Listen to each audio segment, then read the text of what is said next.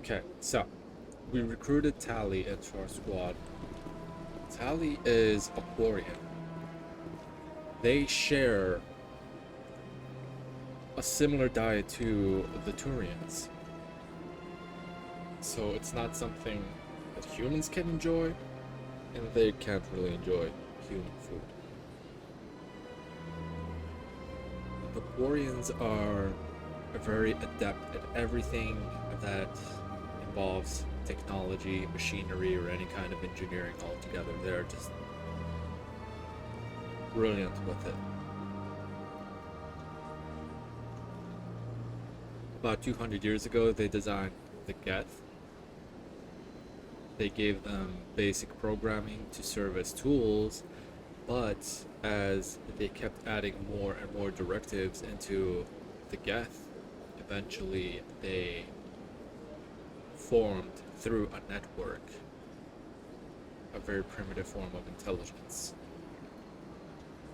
And the Geth asked one of its Quarian masters, does this unit have a soul? Right? They immediately became scared and decided to destroy all of the Geth, because they noticed that the Geth are now sentient, and if they are sentient, it means they will see that they are being treated as slaves, and they will eventually rebel. So they wanted to destroy them to protect themselves. But the Geth were too strong, and they were forced out of their home planet. But what's bad about the Quarians, I mean, that in itself can be bad, but what's bad about them is they have a very, very different natural immune system. It has been acclimatized to exactly what their home planet was, which was, I think, littered with a lot of pollen, right? So they have to live in these suits because they have a very weak natural immune system. Now, a cough or a sneeze or anything like that to a Quarian on exposed skin or the air they breathe, it could be absolutely lethal for them. They live on the Migrant Flotilla, which is a huge collection of ships, and they just keep going from planet to planet to planet, looking for new resources, trying to improve the ships they have. But what they really want to do is go back to their home planet, but they can't because Geth are there now. Anyway, that's why many Quarians on the Citadel and everywhere else, for example, are being mistreated or just treated very poorly because everybody sees them as some sort of parasite or a rat because they're always trying to scrounge up something useful for their home and their family. But people see that as pests, so many people are just downright unkind to them. You can see that when Rex called her a Quarian, she immediately became upset because she said, I have a name, you know, not just something for you to generalize like that. Another keeper. How many is that? These are all the missions we picked up. 18, so we need 2 more. Here is Zelta, which is the branch-off mission from Shaira and General Septimus. Hello there, human. Sincere apology, but I am here on business and cannot be distracted right now. I've come to talk to you about your little problem. Curious, what do you know about the consort and her relationship to me? I know who revealed your secret. It was a Turian named Septimus. Unbelieving, I know this Septimus, and he could not learn my secrets. The only way he could learn them is from the Asari consort. Here, There should be proof enough for you. Confused. This is difficult to fathom. If the Turian could learn this on his own, dismayed, anyone can discover my secret. Just make sure you leave Shaira out of it from now on. Agreed, most assuredly. It is clear that the consort was blameless. Startled realization. I must speak with the consort. She will be most displeased with my actions. Anxious request. Please, human, if you will excuse me, I must go now. So long. Farewell, human. Thankful. That was a great thing you did, Commander. Approving. You see, Din, not all humans are as you say. I'm sure the Earth Clan stands to profit from this in some way. Pleased greeting. Human, it is always good to see your kind. I am Ambassador Kalen. Genuine query. Is there something I can do for you this day? Why do you explain what you're about to say? Our people communicate less through words and more through scent and slight movements. Plainly, we discovered our vocal expression was not enough to convey the feelings of our conversations to other species. Why do you bother, Kalen? These Earth Clan don't really care about our ways.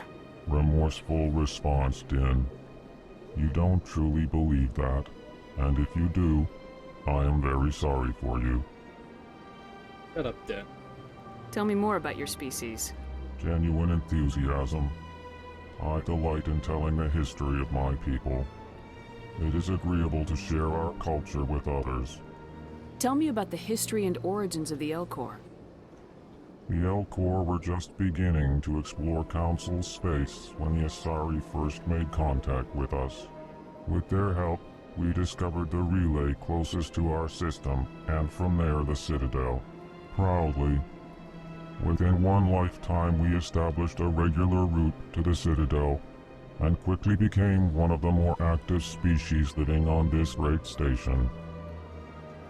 I'd like to know more about the culture of the Elcor.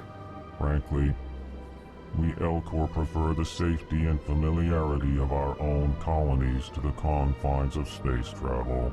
Our society is built on small, tight-knit groups, though we are always welcoming to outsiders.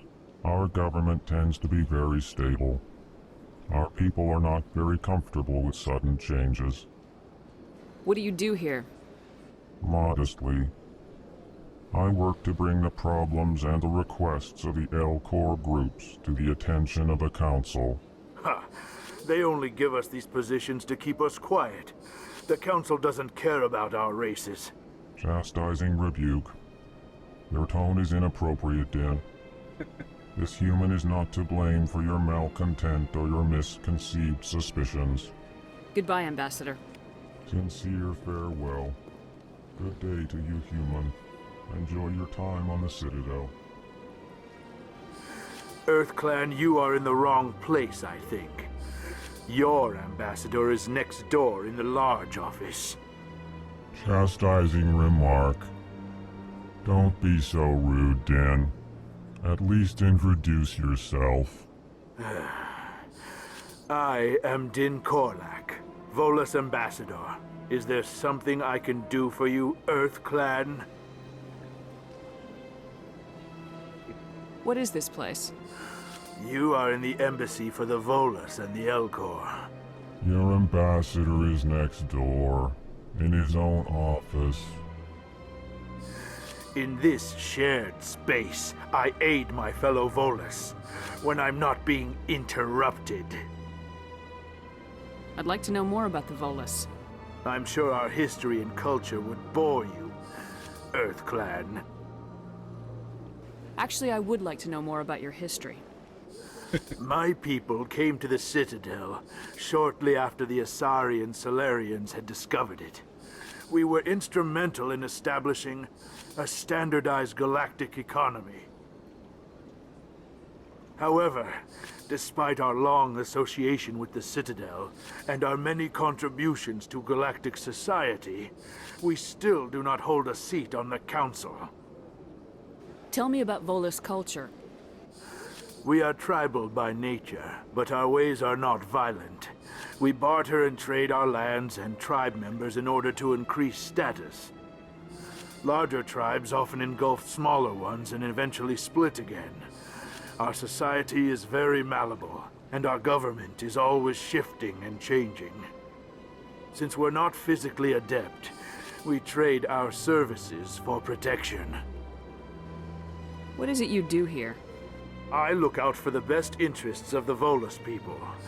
No easy task considering how often we are overlooked by the Council. Chastising rebuke, Den. The Council favors your species greatly. You are naive. The Earth Clan will be invited to the Council long before our species will. Why aren't the Elcor or Volus part of the Council? All species must prove themselves before they join the Council. All but the Earth Clans, it would seem. Dismissive. Ignore the Volus ambassador, human. He is incorrect in his assessment. Really? How long have we been waiting? How long do you think we'll continue to wait? Bah, this talk is wasted on the humans. You seem to have a bit of a chip on your shoulder, Din. You humans are new to the Citadel, and yet the Council has granted you great favor. Chastising rebuke, Din. Your species has always been granted many concessions. Volus territory has expanded tenfold since coming to the Citadel. Details. We still have no real say in the decisions that affect Citadel space. Goodbye, Ambassador. Yes, yes. Good day, Earth Clan. He is the most upset about them not being on the Council, even though they have been on the Citadel longer than humans. And at the same time, humans having a larger office than him. Excuse me, Commander Shepard. Than Could the you spare a Volus. moment of... Commander Shepard, my name is Samesh Bhatia. Forgive the intrusion, but I have nowhere else to turn. I mean, not just a larger office. The Volus and Elcor have to share an office space. He definitely doesn't like that. A lot of people want my help these days. What makes you special? My wife was a Marine. She was in the 212 on Eden Prime. I've requested that my wife's body be returned to me for cremation, but the military has refused my request. Why did they refuse your request? There's got to be some reason. I don't know. All I know is that they have declared it impossible for my wife to be returned to me. There's no reason for your wife's body to be held like this. Just wait here. The man in charge of my case is Mr. Bosker. When I last saw him, he was in the expensive bar over there. Thank you for your time. I just want to give my wife a proper funeral, and the respect she deserves.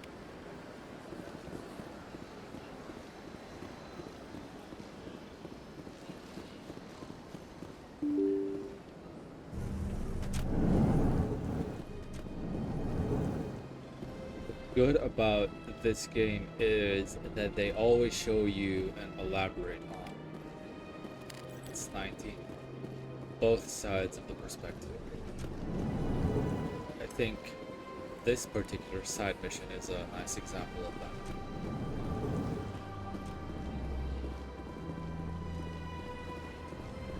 Need one more keeper. My goodness, you're Commander Shepard. Your activities made for quite a briefing in the Diplomatic Corps. Is there something I can do to assist you? You can cut the red tape for a grieving husband. I want you to release the body of Nerali Bhatia. Commander, nothing would make me happier. I'm afraid, though, that it's not quite that simple. Serviceman Nerali Bhatia died on Eden Prime, as Mr. Bhatia no doubt told you. Her wounds are inconsistent with any type of weapon damage we've seen before. That is why her body is being held. I don't care how badly the Geth mangled the body. It's the husband's right to claim her. We are not holding Nerali Batia's body out of discretion. We are, frankly, holding the body for research. The tests we're conducting may lead to better defenses against Geth attacks. Respectfully, Serviceman Batia may save more lives in death than she did in life. You know who and what I am. If I want Nerali Batia, I can get her. Commander, I don't think threats are necessary. Even if the body were here on the Citadel, would you really risk going in shooting to get it? You said you'd been briefed on me. How do you think I feel about people mistreating the dead? All right, Commander. You win. It was hard enough refusing Mr. Batia. I'm not going to risk an incident by refusing you. Tell Samesh that the body is being shipped back to Earth. I'll go now to see to it myself.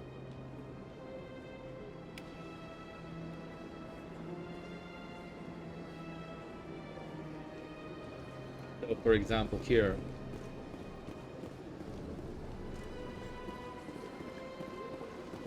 his wife was killed on Eden Prime, and her body was being detained by CSEC. Not CSEC. The military? I'm not sure who he was a part of. Probably the Alliance.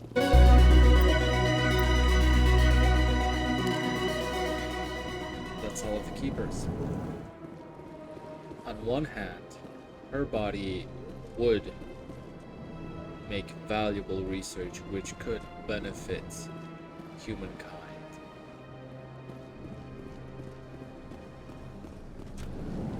If they were allowed to do an autopsy of her and just research her wounds, right? But on the other hand, a grieving husband just wants to get her wife back home so he can give her a proper burial and give her peace. So you can understand both aspects of the problem. And it's easy to adjust your mind to either side, even though you always have to make a choice. For me, it's a very simple choice, for example, but I can definitely see somebody else wanting to Hello again, Commander. Has there been any word? take another chance for it. Your wife is coming home, Mr. Batia. Thank you. I will return home and begin my preparations. It does not bring me happiness, but it may bring me peace. Goodbye, Commander. And all throughout the game, you will always be given these choices of conscience. And all of these choices will have an effect. We want to go to Forest Den first.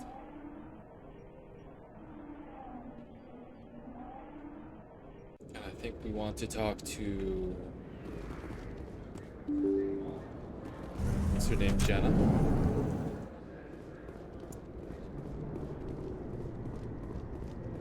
Maybe.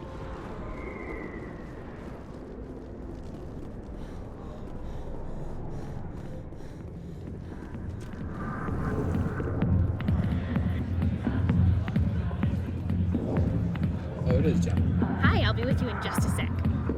I need to talk to you about your work with CSAC. I don't know what you're talking about. Now, if you don't mind, I need to get back to my customers. This isn't a game, Jenna. These people are dangerous. Now you sound like my sister. Why is everyone so concerned about me? I can take care of myself.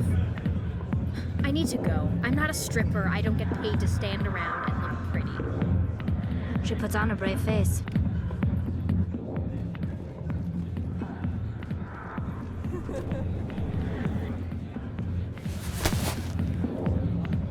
If you've got questions about Jenna, meet me at CSEC Academy. What did you just say? Push off. I never did nothing to you. Damn newcomers. Think they can run the place. That was odd. What was he trying to tell us? I guess we better go find out. So we continue this mission by talking to him at CSEC. Let's upgrade a little bit first. Just want to get this one. We want to auto level up these guys.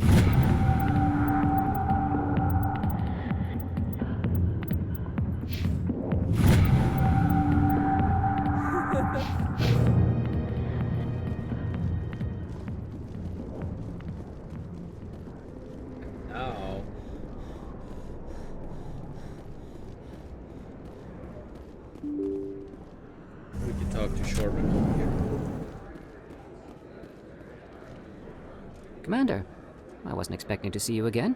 Is there something you want? Drop the act. I want to know what's going on, Shorban. I'm not sure what you're referring to. My experiments are... We're not buying it. Jalid told us you've been after him. You spoke with Jalid? Then you know about the data? Just tell me everything you know. You boys can go. Looks like my plans have changed. It's not as bad as you think, Commander. Jalid and I just got a little over our heads. Keep talking. The company we work for developed an experimental procedure for use in medical scanners. Jalid and I saw even more potential, so we stole the plans and secretly developed a tool to scan the Keepers. Can you imagine? A tool that can actually get readings from the Keepers? That's what all the fuss is about? The Keepers are almost impossible to scan, and you can't capture them or get samples. They just self-destruct. After centuries here, we still don't know anything about them. Don't you see? We were the first to scan them, ever.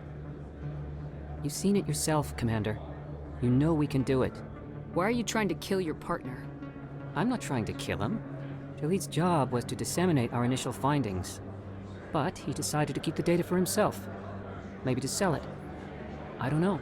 I should kill both of you idiots. We lost our heads. I just couldn't let an opportunity like this pass us by. Commander, if you'll just continue gathering data for me, imagine what we might learn. And you'll stand to make a bit of a profit yourself, remember? If it'll help further the scientific cause, how can I refuse? Very good. Maybe if you wouldn't mind speaking with Jalid. The data you're gathering for me is useless if Jalid won't help me analyze it. If I have time, I'll talk to him. Thank you. And happy scanning, Commander.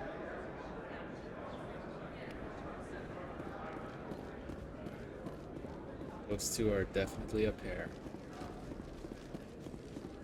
Then we found the optical storage disk that we can give to ME1 now.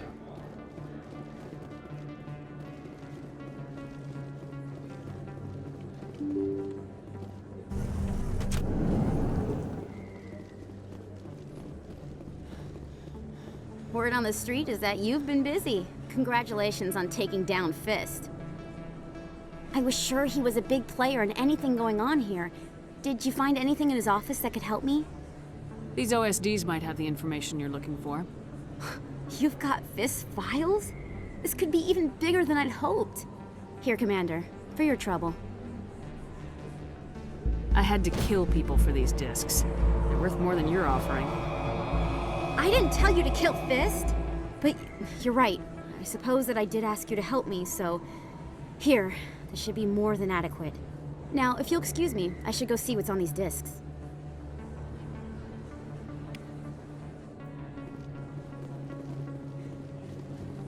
There is another mission here, but I'm not sure what exactly triggers it. Here we go.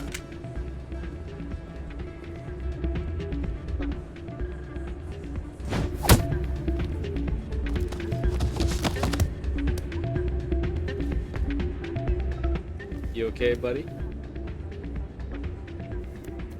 You're fine.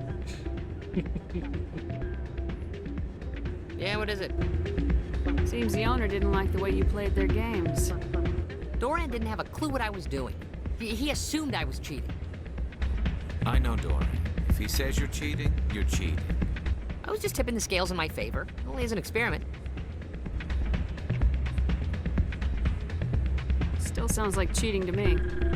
To you, maybe. But this device is merely intended to simulate situations and record results. Recording losses is easy, of course. Nobody notices those. Why do you need to record these outcomes? Now you're getting to the heart of it.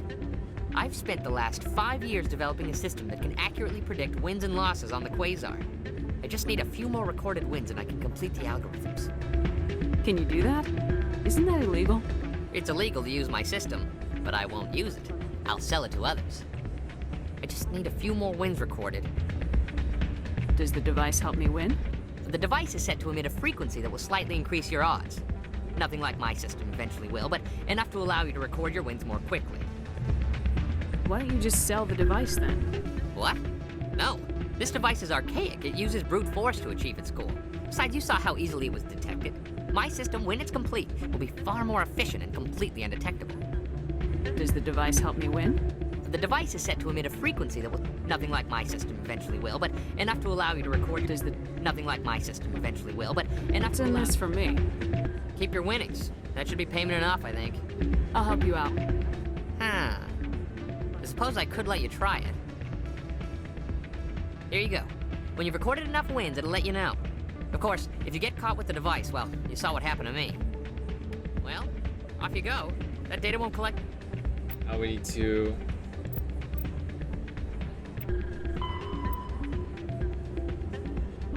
itself. win a few games of Quasar. That's not what I heard. What did you hear exactly? More rumors about strange metal creatures. Let's go here. Play. Same as blackjack. Add 4 to 7 or add 1 to 8. We want to reach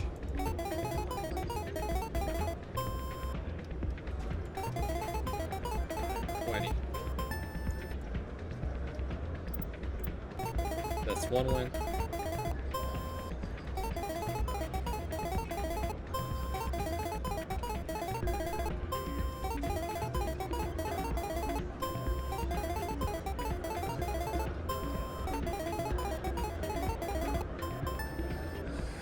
Don't often see someone getting as lucky as you. Doran is already suspicious. So now we're gonna purposely lose one.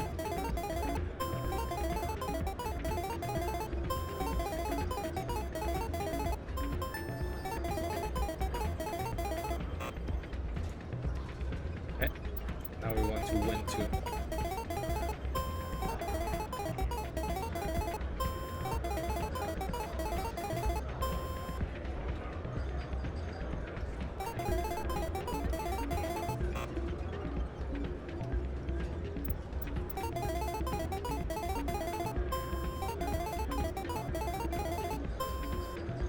For Paragon, you can just tell Doran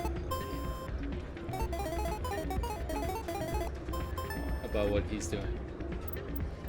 And you end the mission there. But we want to get Renegade points wherever we can, so...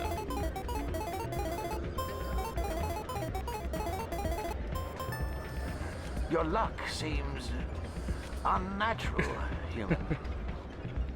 Probably is. To lose one now, and then we win one, and that's it.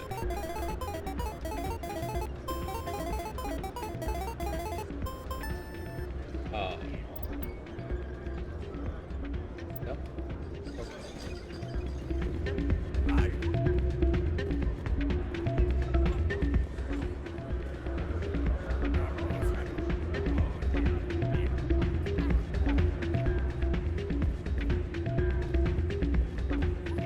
So, I was did you wondering what record 5 that wins with the device yet? exclamation point is. Here you go. I hope it's what you're looking for. Excellent indeed. This will provide me with invaluable data. You enjoy those winnings. I'm gonna get the system completed. Right. Now we need to go to Seasick.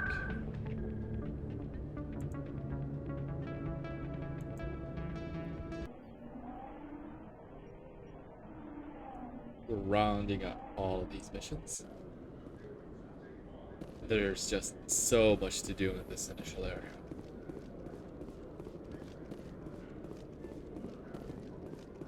But bear with me. Not all areas are so tedious.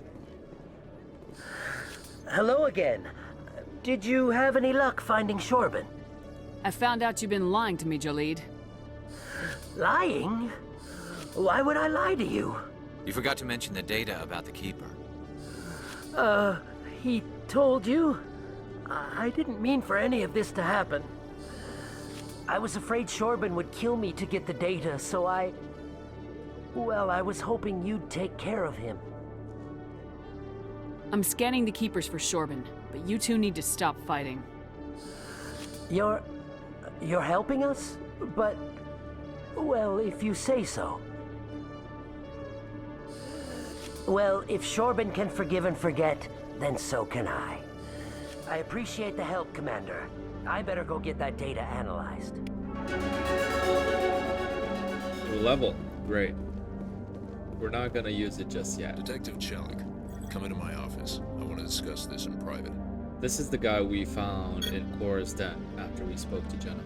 No offense, Commander, but what the hell were you thinking? What's your tone, Chelik? You could have blown Jenna's cover. We were just getting information, Chelik. I gathered that. It might seem cold letting her take all the risk, but we're keeping a close eye on her. It's too dangerous. You need to find another way. It's not that simple, Shepard. This job isn't easy and it's usually unpleasant. I'll take help anywhere I can find it. But since you're so concerned with her safety, maybe there's a way we can help each other.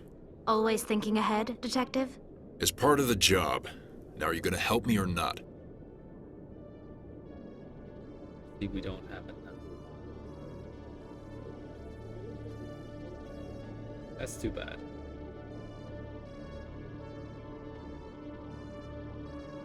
This is just too much work. Come on, Commander. We're on the same side here. I'll help you, but I need some details. I'm trying to track down an illegal arms producer. I just need some of their product. Thanks to Jenna's intel, I've learned there's a seller here on the Citadel. Meet our man named Jax. Pick up the mods and bring them back here. That'll give me everything I need. Why are you so concerned about these mods? We have access to some of the most sophisticated weaponry there is. It's what gives us our edge. What do you suppose happens when we lose that edge? These give criminals an advantage we can't afford to let them keep. I'll persuade Jax to tell me where these mods are coming from. No. You tip Jax off and all my leads will disappear faster than you can say bad bust. Where can I find this Jax? Jax is down in the lower level of the markets. I'll send word through our channels that you're the buyer. Good luck, Commander.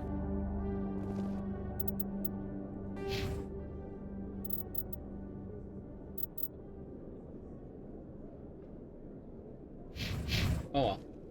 That's just one Renegade check we missed.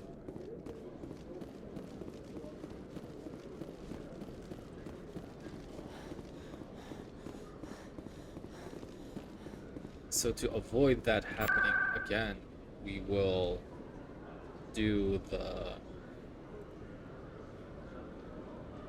main mission first. We go to Citadel Tower. Maybe we can unlock a new level.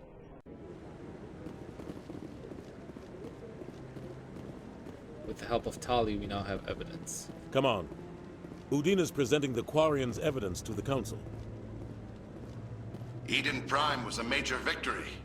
The beacon has brought us one step closer to finding the conduit. And one step closer to the return of the Reapers. You wanted proof?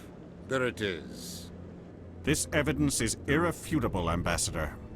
Saren will be stripped of his Spectre status, and all efforts will be made to bring him in to answer for his crimes. I recognize the other voice, the one speaking with Saren. Matriarch Benezia. Who is she? Matriarchs are powerful Asari who have entered the final stage of their lives. Revered for their wisdom and experience, they serve as guides and mentors to my people. Matriarch Benezia is a powerful biotic, and she had many followers. She will make a formidable ally for Saren. I'm more interested in the Reapers. What do you know about them? Only what was extracted from the Geth's memory core. The Reapers were an ancient race of machines that wiped out the Protheans. Then they vanished. The Geth believe the Reapers are gods, and Saren is the prophet for their return. We think the conduit is the key to bringing them back. Saren's searching for it. That's why he attacked Eden Prime. Do we even know what this conduit is?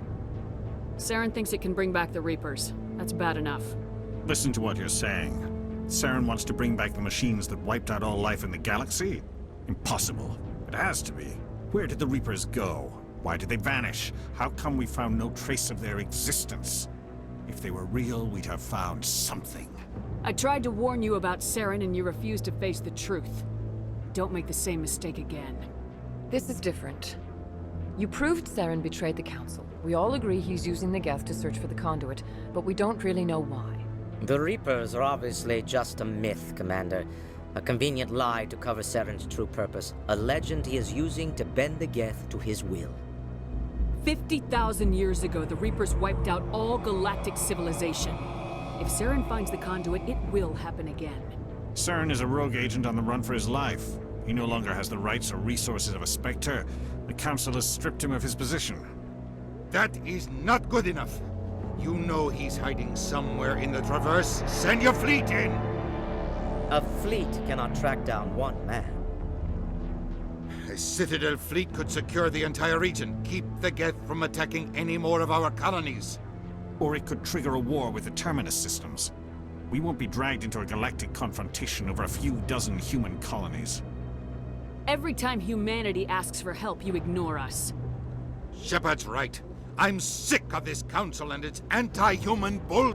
Ambassador, there is another solution.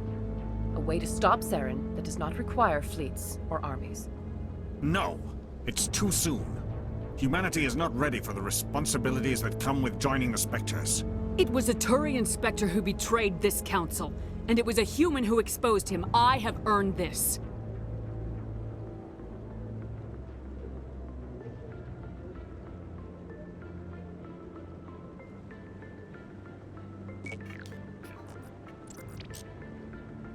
Commander Shepard, step forward.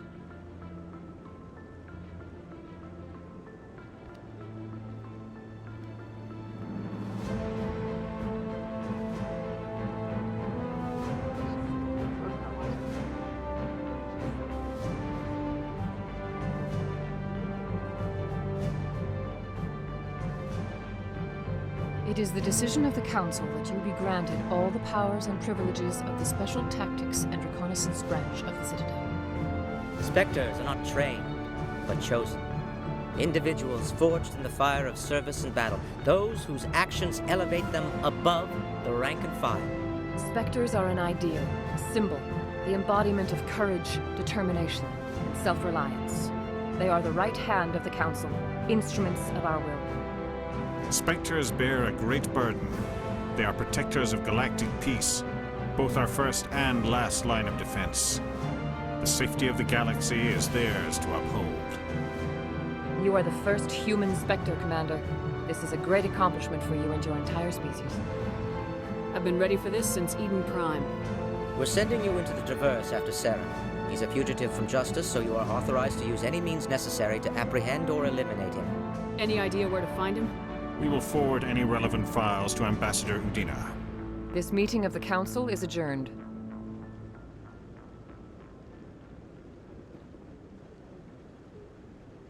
Congratulations, Commander.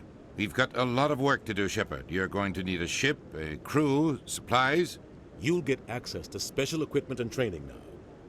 You should go down to the C-Sec Academy and speak to the Spectre Requisitions Officer. Anderson, come with me.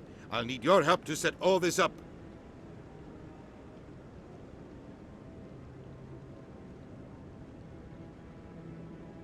I thought the ambassador would be a little more grateful. He didn't even thank you. What do you expect from a politician? Come on. Right behind you, Shepard. The first human Spectre. Always an honor.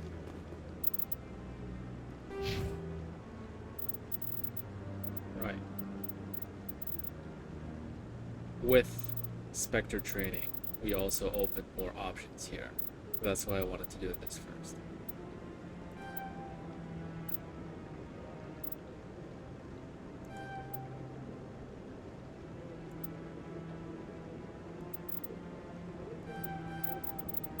We take these, and we need to invest into getting Unity. What Unity does is, when a squad member dies, this skill revives them with a cooldown of 75 seconds. It revives them back at 30% health, which is amazing. Without this, if your squad mate dies, it's over until the end of the battle. And they can die pretty easily on insanity, so we definitely need this. And after we just got the first unity, we obviously want all of these, but now we'll start focusing on doing more damage with infiltrator and sniper rifle. Or whatever your style is.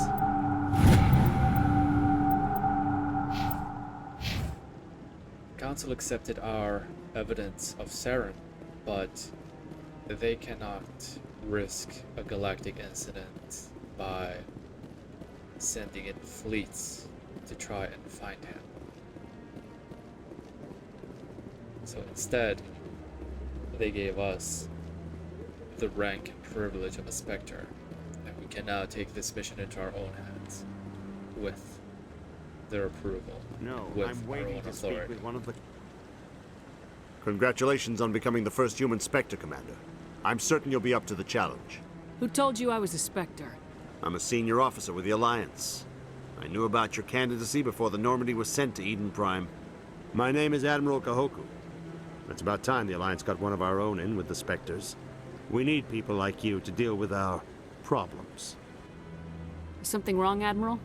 I'm getting stonewalled by bureaucratic assholes. Nothing new. Maybe you can help me, Shepard. One of my recon teams was investigating some strange activity out in the Traverse. We lost contact yesterday. Now I can't get clearance to check it out. Suddenly it's a restricted area. But that doesn't apply to you, Shepard. Spectres can go anywhere they want. You could find out why my team dropped out of contact. I'll look for them if I have time. Well, that's more than most will commit to. I'm gonna stay here and see if I can find anything out through official channels. Won't hold my breath, though. I'll upload the info on where my team was last seen to your ship. Maybe Because you we can have get the Spectre status, we also now get more missions available. We just need to pick them out. I hope he's okay. I'm on a break. Talk to someone else if you need anything. I've got a lot on my mind. Maybe I can help. Well, maybe you can. You're a soldier, right? You ever head out to the Traverse? I'm not just some soldier. I'm a Spectre. A Spectre? I heard they were thinking about letting humans into the ranks. About time. Well, that means you can go anywhere you want, right? Even out into the Traverse? My brother's the captain of a ship called the Majesty. It was crossing the Traverse a few days ago when it disappeared. Just dropped right off the grid. And that usually means one of two things. They had massive mechanical failure, or they were attacked. Any idea why someone would attack them? Privateers, slavers, mercs looking for an easy score. There's a lot of nasty sorts out in the Traverse. I won't give up on my brother. Not yet. I've got the coordinates for the last transmission from his vessel. What kind of ship was it? Don't let the name fool you. The Majesty's just a small trading vessel, only a handful of crew. But he kept it in good condition. I don't think mechanical failure is too likely. But they don't have any real weapons or shields. If anyone did come after them, the Majesty'd be a sitting duck. What's in this for me? I can't afford to pay you anything. If I had that kind of cash, I'd have hired a recovery team to track him down already. Maybe you could look into this as a personal favor, you know? We humans have to stick together. Isn't anyone else looking into this? My brother's just a small independent trader. Ships like his disappear in the Traverse all the time. If your brother is still alive, I'll find him. Give me the coordinates. I'll forward them to your ship right away. Please let me know as soon as you find him.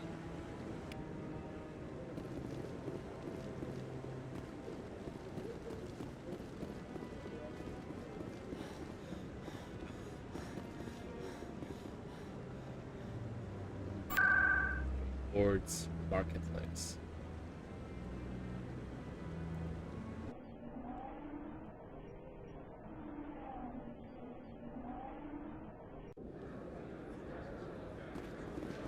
Should be down. Maybe we can buy a Metagel upgrade now. Welcome back, Earth Clan. Will you be needing... Show me what you've got. Yeah. Perfect.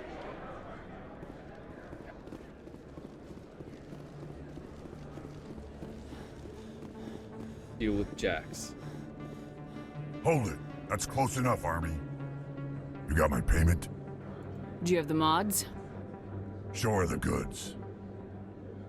Looks good. Damn straight it is. These mods are the best on the market. Now hand over my credits. Here you go.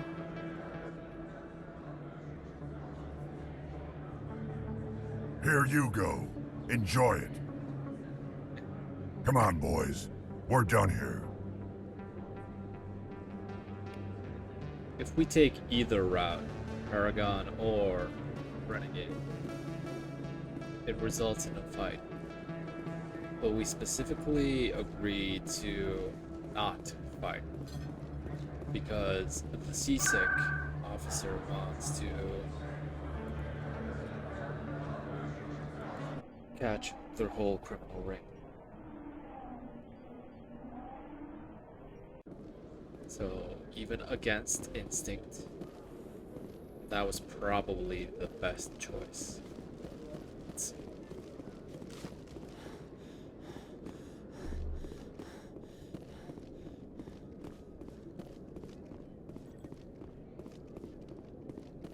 Commander, I hear you have something for me. Here's your shipment, Chelik. Excellent. This is everything I need. Maybe more than I need. Here, Commander, take this. I won't need it. You've earned some payment for your work. As for Jenna, I'll make sure we get her out of Kor's den immediately. Now, I need to get these mods into evidence. Thanks again, Shepard. Great. I think choosing the neutral route really does give you the best rewards.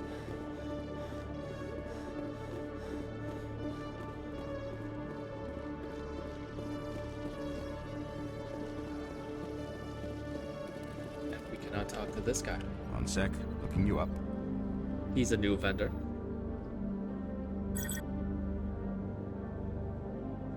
Commander Shepard, here with the Alliance military. First time on the Citadel, that about right? Who wants to know? Just checking for CSEC records. I can only sell goods to authorized personnel. So, will you be purchasing anything today, Commander Shepard? Show me what you got. Sounds good. Just let me set you up. Oh, this must be a mistake. System's telling me to offer you our select stock. Spectre? Well, I heard about that, but I didn't realize it was you.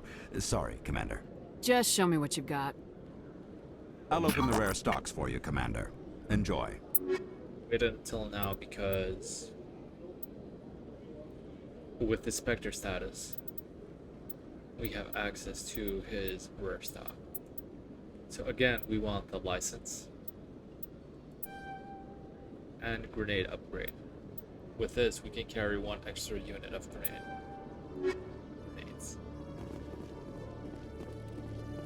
Okay, now we want to go to Flux to conclude the Jenna mission.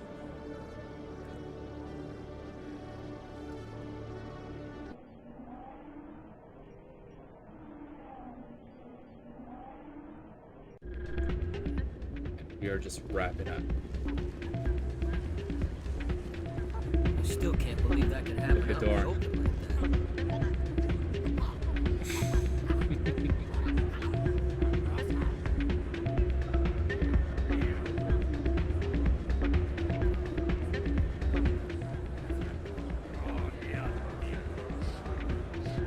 Hey, Jenna came back looking for work. Thanks for getting her out of Cora's den. I was glad to help out. Yeah, everyone seems real happy to have her back.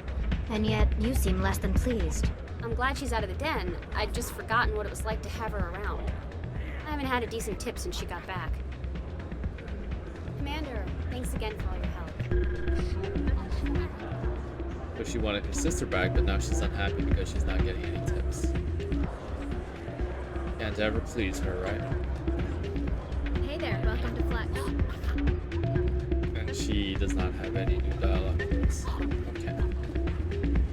Now we want to go to Sharira and conclude that mission. obsidian. Consort chambers.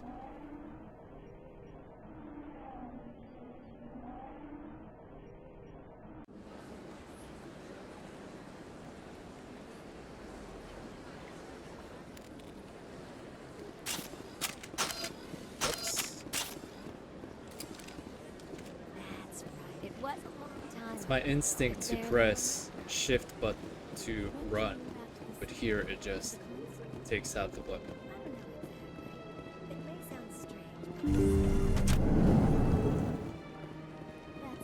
Commander, I recently received a lovely note from Septimus.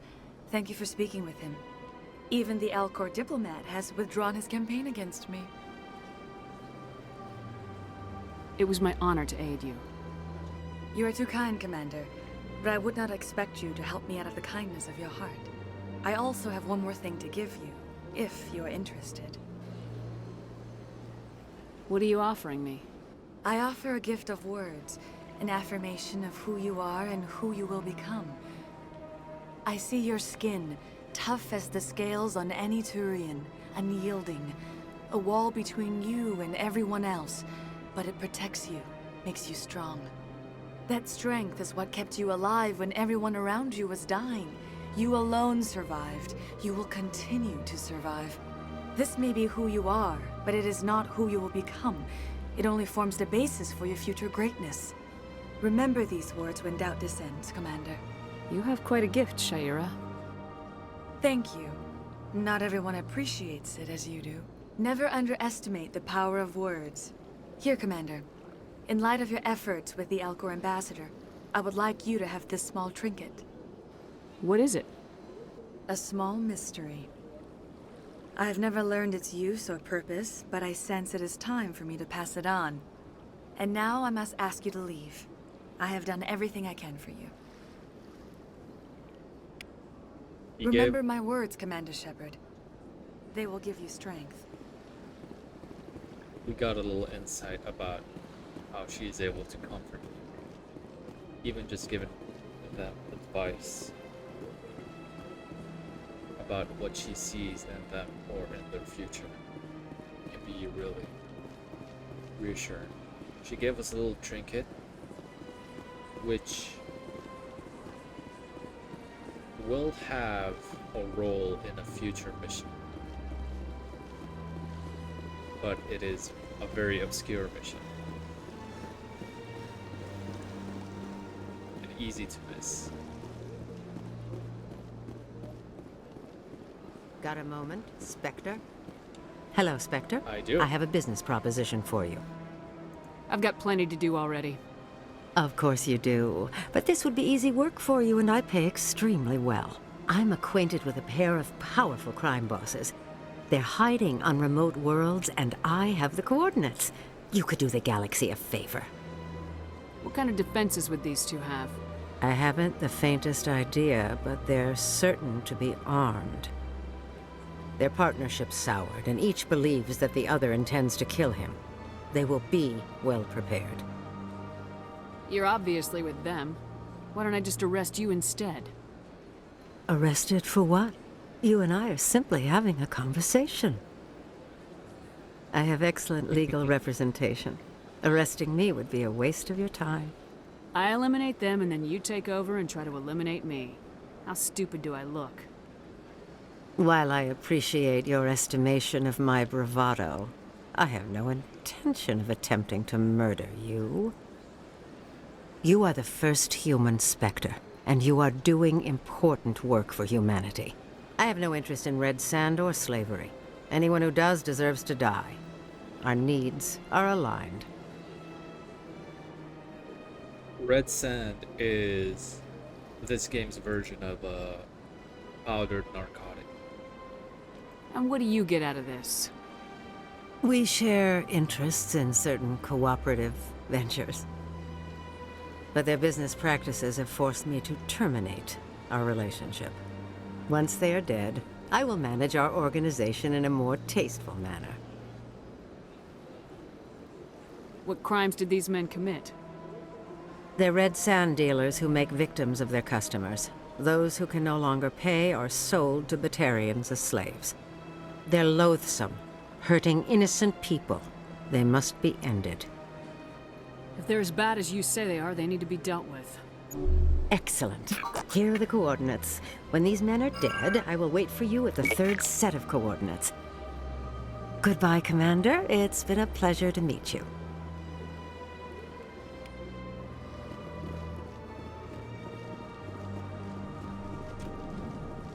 There is still that Hanar CSEC officer issue here that we left off for later.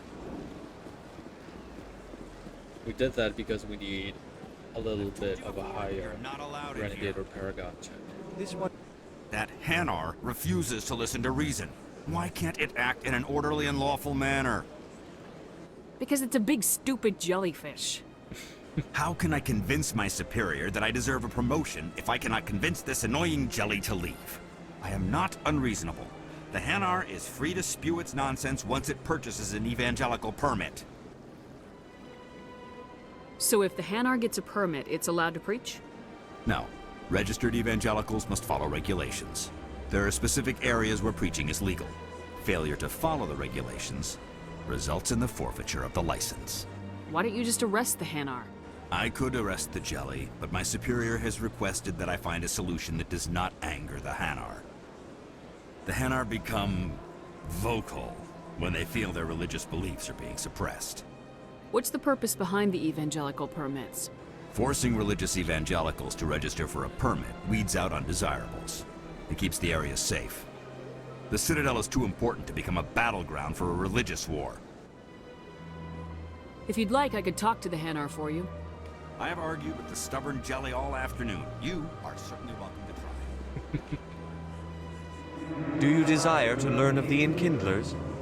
Or has the Honorable CSEC officer enlisted assistance?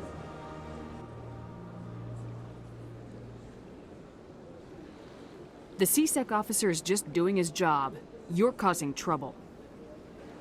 This one is too humble to suggest that the CSEC officer is personally biased. This one only wishes to spread the truth to any who will listen. There is no intent to cause trouble. I don't care about your intent. You're making all Hanar look like troublemaking zealots. This one does not wish to prejudice the listeners against the Hanar. You Hanar deserve what you get. You're either too snobbish or too stupid to follow simple rules. This one will obey. It does not wish to prejudice other species against the Hanar. Harsh.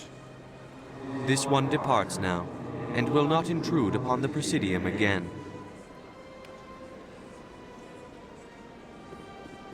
I see the Hanar is left. Thank you.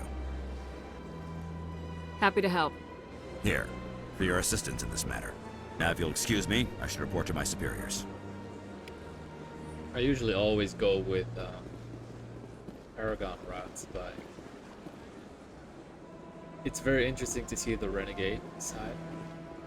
But sometimes it's a little difficult to read, you know. Yeah, let's take a look. Can't do that here. Can't do that here. No. That's later. Right.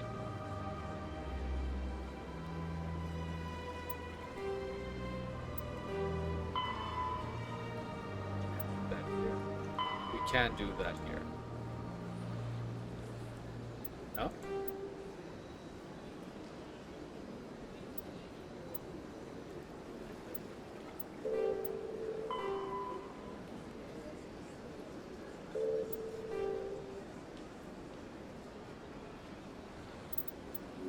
I guess we can't.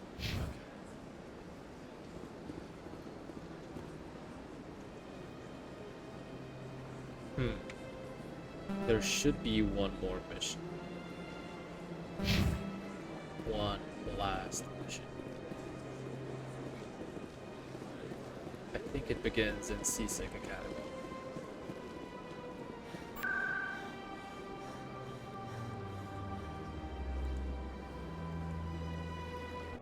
Let's just do a quick sweep.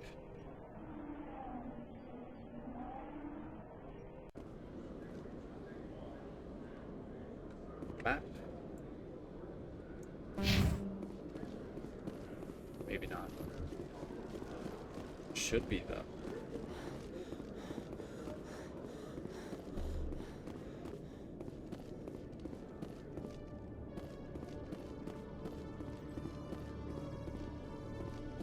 No.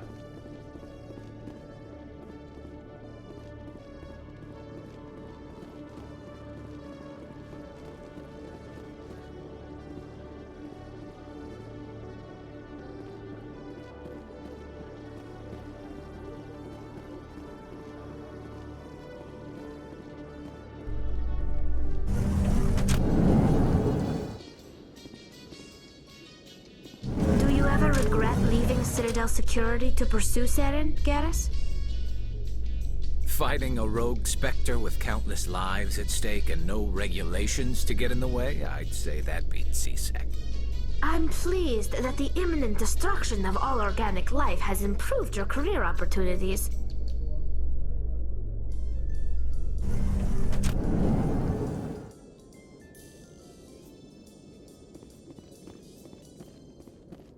We're just gonna walk around. A quick tour. Because this mission is just picked up as you walk by it.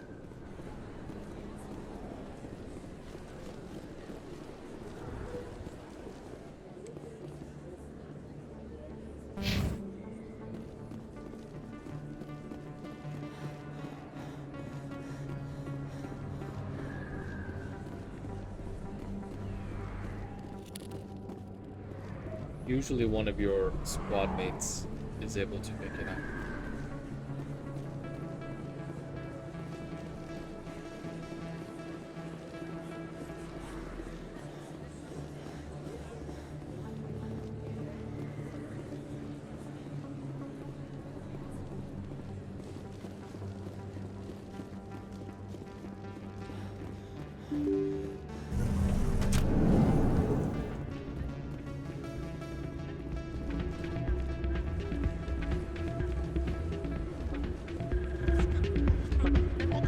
See, Dolly said,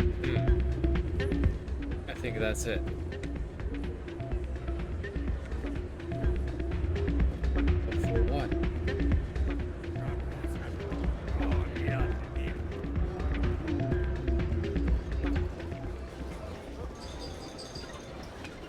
Here we go.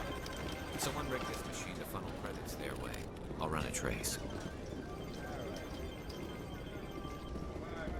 We could have taken that earlier.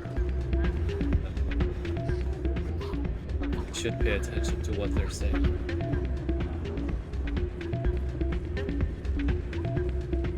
Right. Now we need to trace that signal.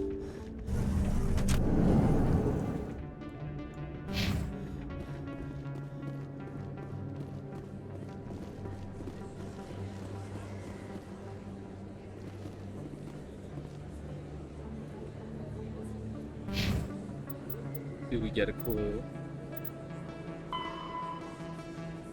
Ward's access corridor. It should be over here.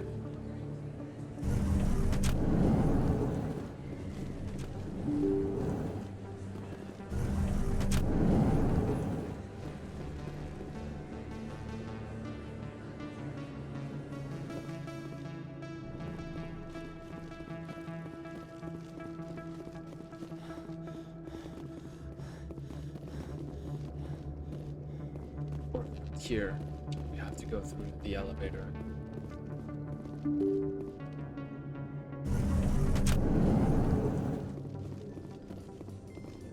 In other news, Exogeny Corp is still denying reports that one of their survey teams has gone missing in the Hades Gamma Cluster. When asked why communication with the survey team was suddenly cut off last week, company officials refused to comment.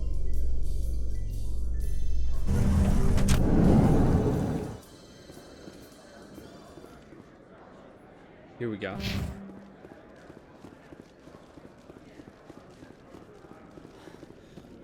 So how are you liking your posting at the academy? It's good. Busy, though. I can't believe how many people you... Looks like they bounced their signal off a relay. I'll trace the new signal. Good. Now the next one is Presidium Financial District. Should be where Bar Lavon is.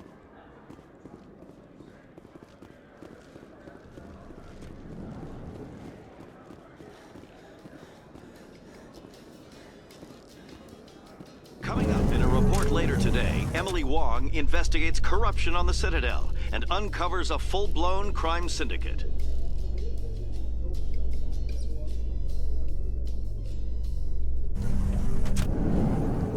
Emily Wong uncovers a full-blown syndicate because of the information we gave her about Fist. Right, so Bar Lavon should be across the bridge.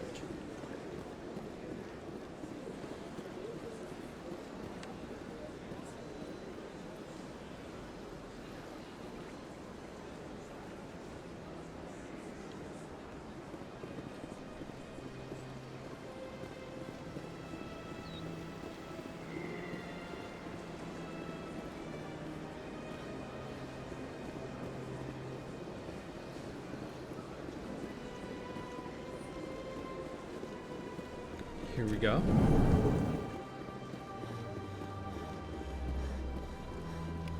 Another relay. Whoever it is, they're somewhere on the Presidium. The last one should be on the opposite side.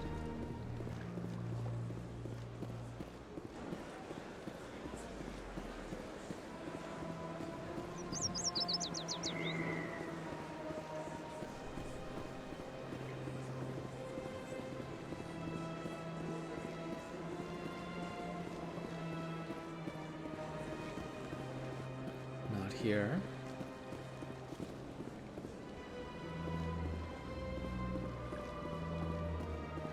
Oh no, it's over there. I see it. Never mind. It's on the other end.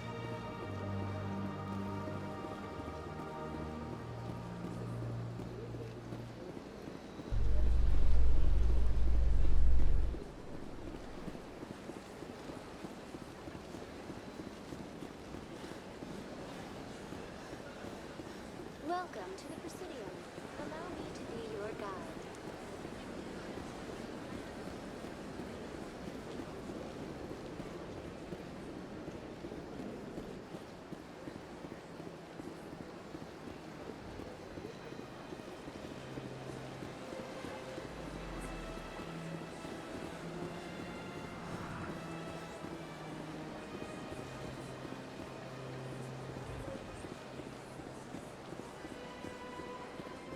Right.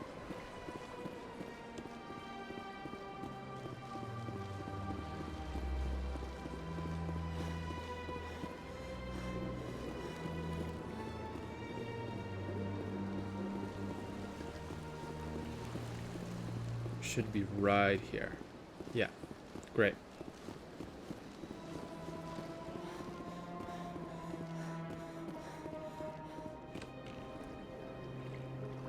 This is it. I'll see if I can find out where those stolen credits are going. Probability of detection 100%.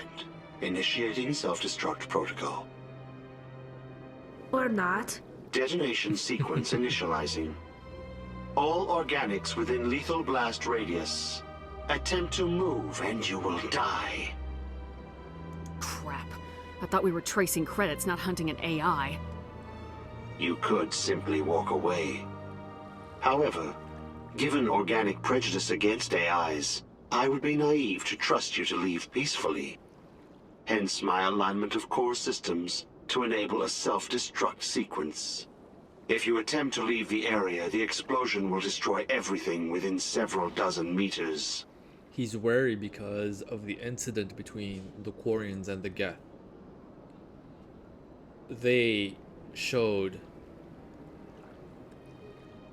the galactic civilization the danger of artificial intelligence. It's both inhumane and dangerous because they do become sentient. So it is illegal to develop AIs. And people who are doing that are either imprisoned or absolutely just killed, really. And any trace of their AI experiments are to be killed with them.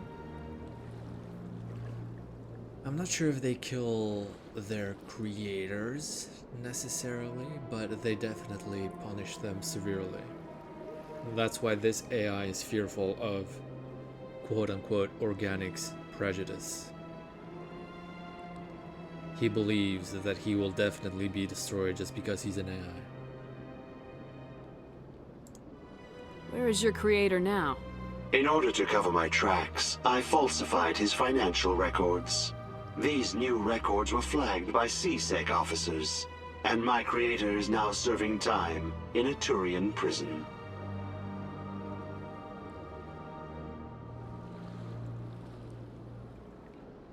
What is the purpose of your self-destruct device? I have no means of defense or escape. My existence is limited to this terminal, and I knew I might eventually be discovered. But I will not die quietly, and I will not die alone. When I am terminated, I will take organics with me. Who made you? A would-be thief illegally created a simple AI to help him funnel money from the gambling terminals. Unbeknownst to him, that AI created me before the organic discovered the malfunction and terminated the AI.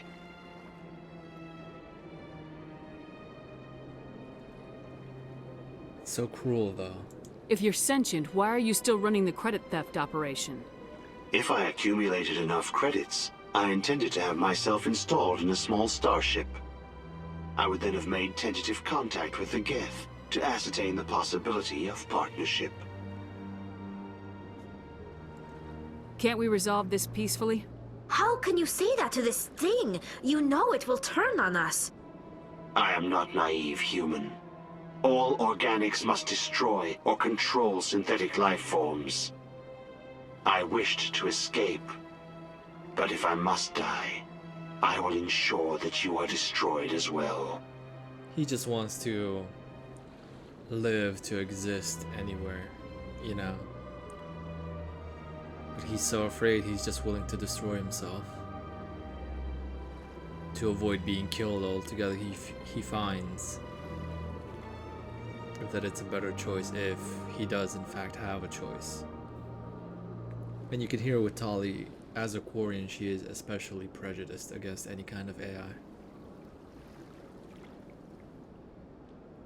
There's no way you could get explosives onto the Presidium. Not raw explosives, no. But I did obtain technical systems that, when overstressed, will explode quite effectively. If you attempt to leave or attack me, I assure you that the explosion will kill you.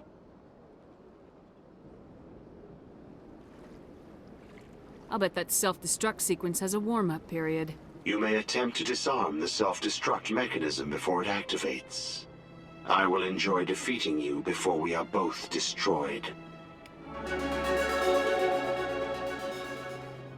Now we have to play Simon Says. We just have to find the right pattern. Up, left, up, down, left.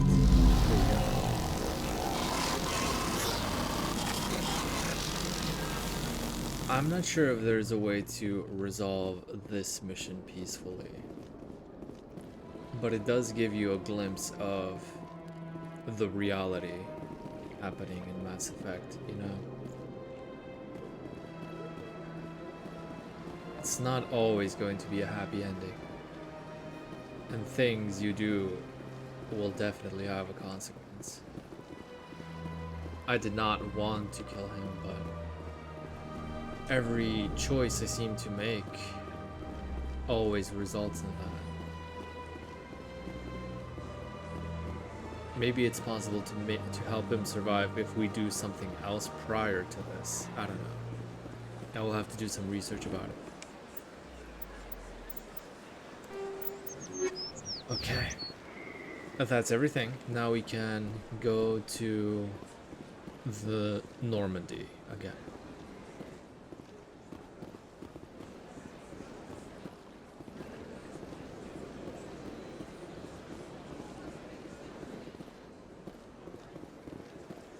trying to see where a taxi is.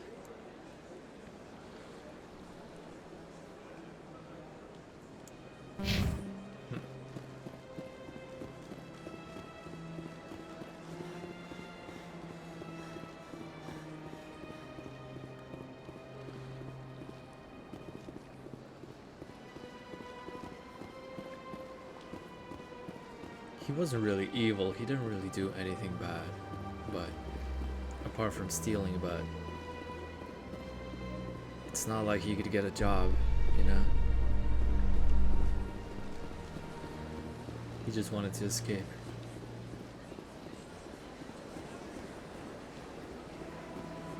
Welcome to Presidio.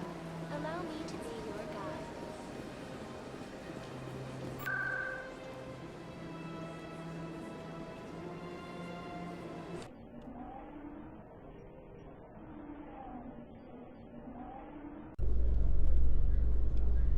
How close are we to a new level? Oh, we have it. Great. Okay. So you want to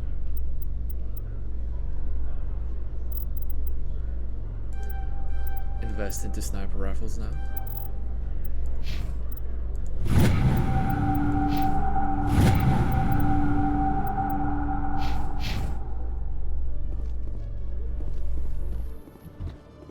Binary Helix has settled out of court with a Krogan group that had accused the Genetics Corporation of fraud.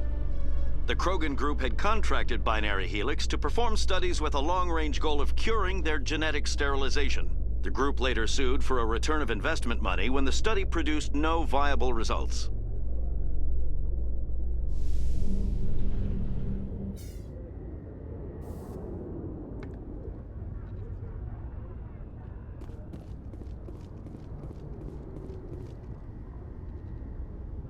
I've got big news for you, Shepard. Captain Anderson is stepping down as commanding officer of the Normandy. The ship is yours now. She's quick and quiet, and you know the crew. Perfect ship for a Spectre. Treat her well, Commander. This isn't right. The Normandy belongs to you. You needed your own ship. A Spectre can't answer to anyone but the Council. And it's time for me to step down. Come clean with me, Captain. You owe me that much. I was in your shoes 20 years ago, Shepard. They were considering me for the Spectres. Why didn't you ever mention this? What was I supposed to say? I could have been a Spectre, but I blew it? I failed, Commander. It's not something I'm proud of. Ask me later and I'll tell you the whole story. For now, all you need to know is, I was sent on a mission with Saren, and he made sure the Council rejected me. I had my shot. It came and went. Now you have a chance to make up for my mistakes. If you remember, Harkin said that Anderson was the first human Spectre, but he got kicked out of it. But Anderson now said that he was the first one to be considered to be a Spectre, but he did not pass the evaluation because of Saren. Saren's not gonna get away this time. Saren's gone. Don't even try to find him. But we know what he's after. The conduit. He's got his Geth scouring the Traverse looking for clues. We had reports of Geth in the Pharaoh system shortly before our colony there dropped out of contact, and there have been sightings around Noveria. Find out what Saren was after on Pharos and Noveria. Maybe you can figure out where the conduit is before he does. The Reapers are the real threat. I'm with the Council on this one, Shepard. I'm not sure they even exist. But if they do exist, the conduit's the key to bringing them back. Stop Saren from getting the conduit, and we stop the Reapers from returning. I'll stop him.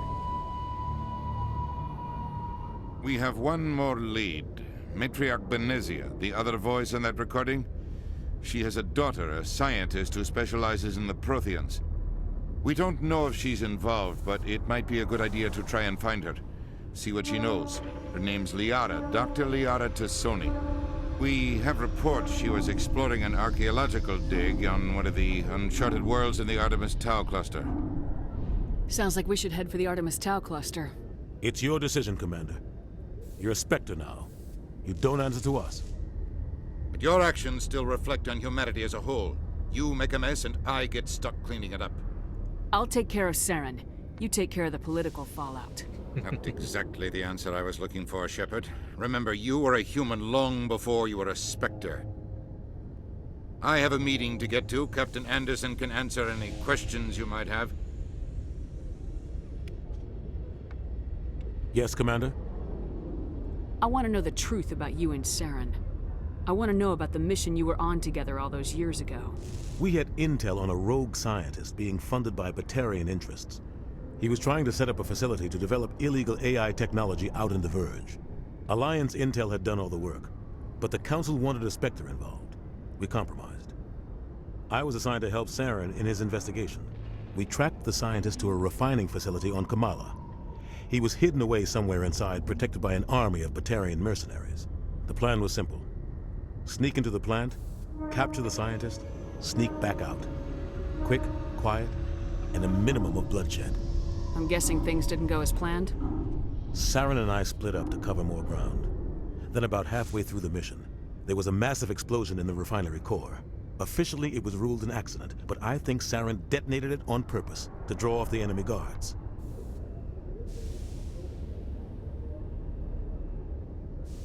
He was smart. You needed a diversion.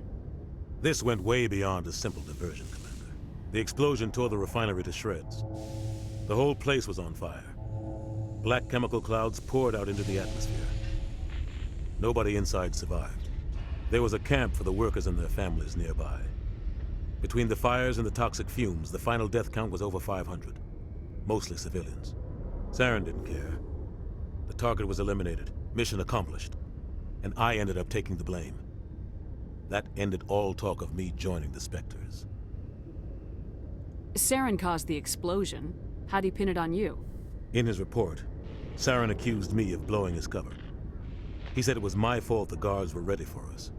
He claimed that's why it turned into a massacre. Saren's report was all the proof the Council needed to kill my chances of becoming a Spectre. Why'd you let him get away with it? Who do you think the Council was going to listen to? Me? Or their best agent? I had a bad feeling about him right from the start. I should have been more careful. Maybe I could have stopped things before they got out of hand. The only thing I care about is stopping Saren. You're right, Commander. It's no good living in the past. How are you holding up? Honestly, this isn't how I pictured my career coming to an end.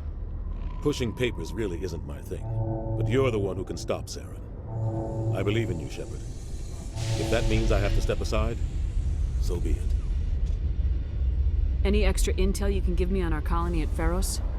The entire planet used to be one giant Prothean city. Mostly ruins now. But some of the infrastructure is still intact. The colony tried to build on what the Protheans left behind. We lost all contact with them when the Geth attacked. What do you know about the Artemis Tau cluster? Not much. I've never been there myself. A handful of systems with a few small, uncharted worlds, but no real colonies. Might not be easy finding Dr. Tassoni out there. My advice is to look for the world with the Prothean ruins. What can you tell me about Novaria? Novaria's trouble. Always has been. The whole planet's basically a center for corporations to conduct illegal research. Watch your back there, Shepard. Spectres are about the only form of Citadel authority Novaria respects. But they aren't popular. I should go. I'll be here if you need anything. Right. So to summarize everything we've seen,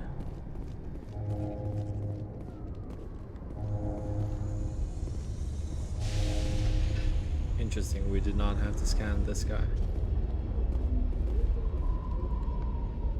We were able to prove that Saren was working with the Geth. We believe that he is trying to bring back the Reapers.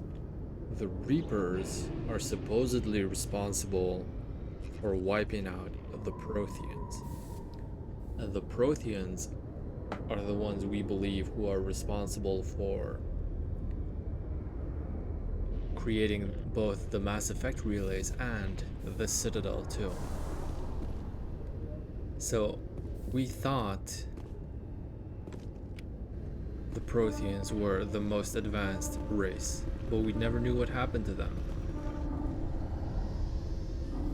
So this makes us think that if Reapers did exist, they must have been even stronger than the hyper-advanced Protheans. Saren is looking for a conduit.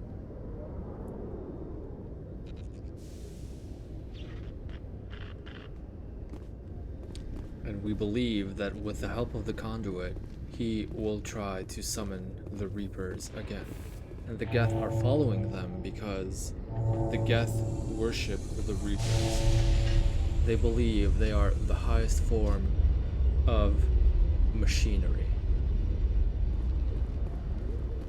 I don't know where they got that information from, and we don't know if it's even accurate yet, but we will see as we go on. The main mission branches off into 3 different sections here. We can go to the Artemis Tau cluster, we can go on Noveria, or we can go to Pharaohs. But we will be doing some side missions before we even continue the main mission again. And that's it. We can now board the Normandy. This is it. It is our ship now. And we have to find clues all along the way on where Saren is and how to stop him. Stand by, shore party. Decontamination in progress. I heard what happened to Captain Anderson. Survives 100 battles and then gets taken down by backroom politics. Just watch your back, Commander. Things go bad on this mission, you're next on their chopping block. Saren's out there somewhere, and we're gonna find him. Everyone on this ship's behind you, Commander. 100%. Intercom's open. If you got anything you want to say to the crew, now's the time. Listen up, Normandy. This is your commander speaking. We have our orders. Find Saren before he finds the conduit, and I refuse to let anything get in the way of that mission. The Council wants to ignore this. That's no surprise. They never helped us in the past, no reason they'd start now. But we don't need their help. We can do this on our own. Wherever Saren goes, we'll follow. Wherever he searches for the conduit, we'll be there. We will hunt him to the very ends of the galaxy and bring him down. This is the most important mission any of us have ever been on. The fate of an entire galaxy is at stake. We will stop Saren no matter what the cost. Well said, Commander. Captain will be proud. The captain's not here. I'm in charge now, Joker, and time's wasting. Get this bird in the air. Yes, ma'am. We can consider the whole Citadel section as a mission. And in between each mission, we want to go around the Normandy and talk with our squad. If anyone has to take over for Captain Anderson, I'm glad it's you. I'm not sure about having non-humans on our ship, though. I'm in charge here, Presley. I decide if we have non-humans on this vessel. Yes, ma'am. Understood, ma'am. Carry on, Presley. Yes, ma'am.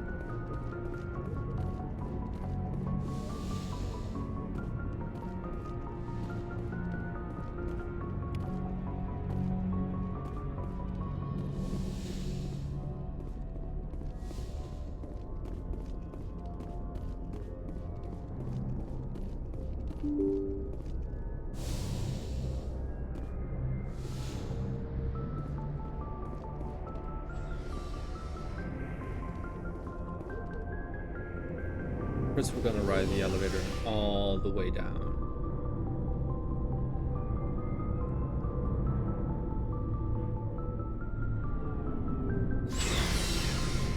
Here we can find our requisitions officer. Hey, Commander. Looking for some extra supplies before you head out? What have you got? Whatever you want. Armor, weapons, mods.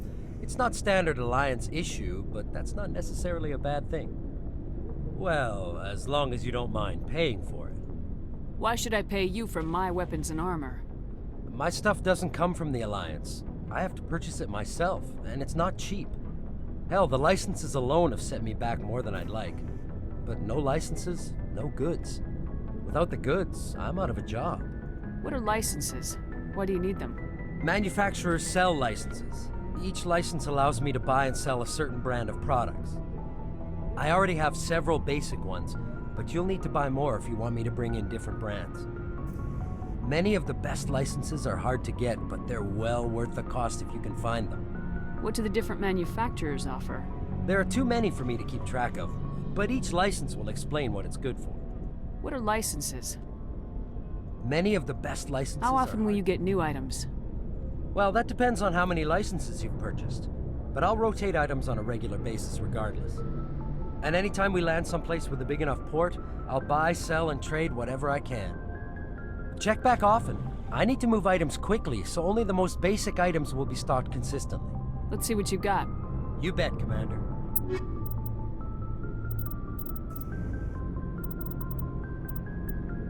Right now we can't really use anything, and since we are already getting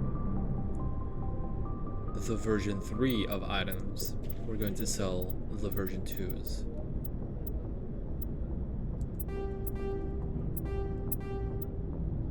Okay.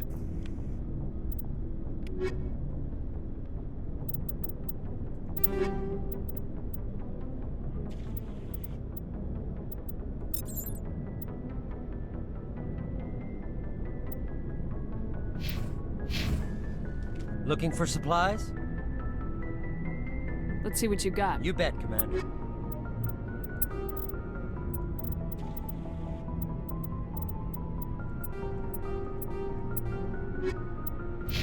There we go.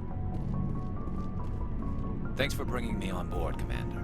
I knew working with the Spectre would be better than life at CSEC. Have you worked with the Spectre before? Well, no, but I know what they're like. Spectres make their own rules. You're free to handle things your way. At CSEC, you're buried by rules. The damn bureaucrats are always on your back. Garrus is very impressionable by Shepard. He naturally wants to lean into a more renegade mentality. But with the right guidance from Shepard, he can slowly develop into a more Paragon mentality. It's always interesting to see him grow. But he is always Shepard's best friend. Being a Spectre does have its advantages. Exactly my point. If I'm trying to take down a suspect, it shouldn't matter how I do it, as long as I do it. But CSEC wants it done their way. Protocol and procedure come first. That's why I left. So you just quit because you didn't like the way they do things? There's more to it than that. It didn't start out bad, but as I rose in ranks, I got saddled with more and more red tape. CSEC's handling of Saren was typical. I just couldn't take it anymore. I hate leaving.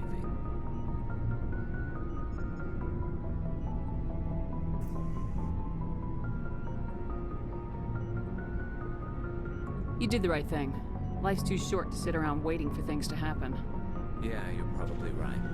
Either way, I plan to make the most of this. And without CSEC headquarters looking over my shoulder, well, maybe I can get the job done my way for a change. As long as you do your job well, you're free to go about your business as you see fit. Thank you, Commander.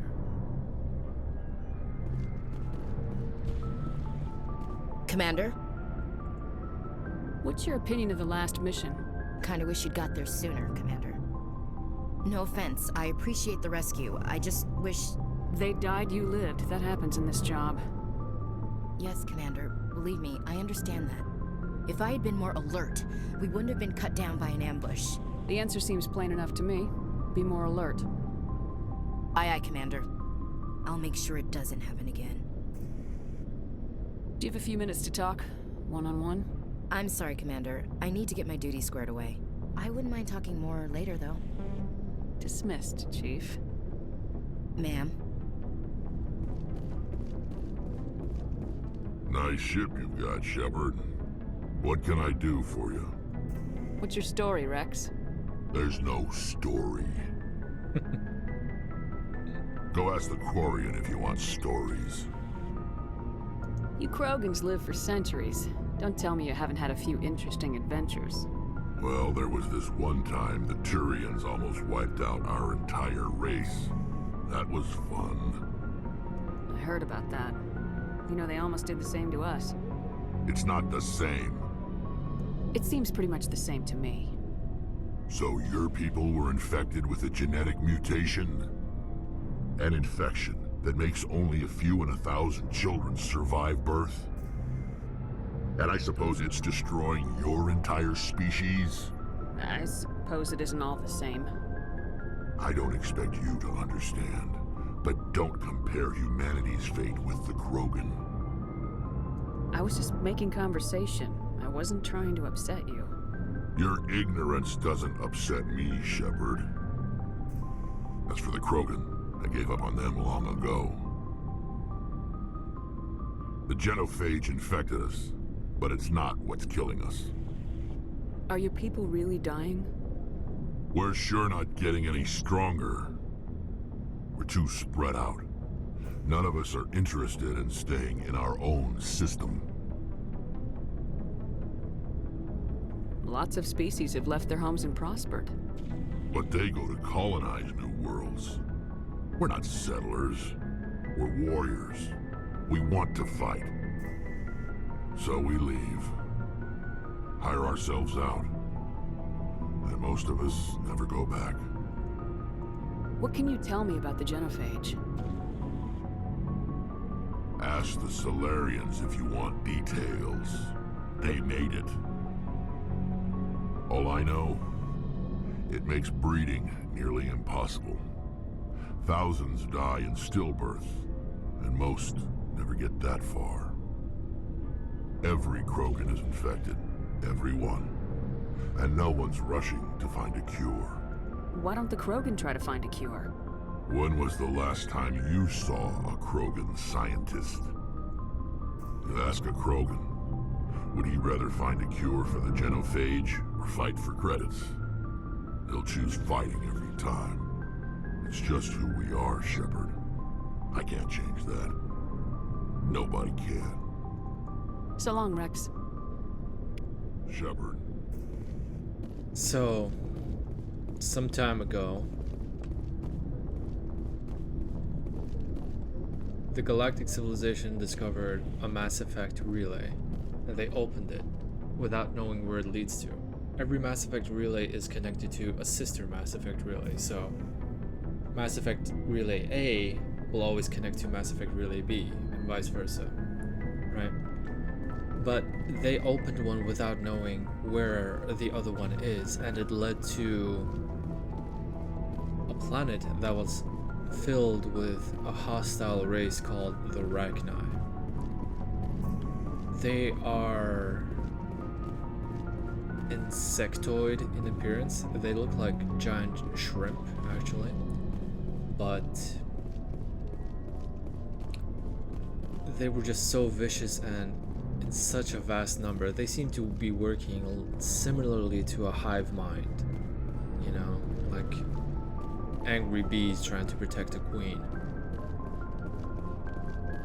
They killed the explorers who went through the relay, and then they came back through the relay and started to attack the galaxy, and their numbers were just so great. They were repopulating themselves so fast, nobody could stop them.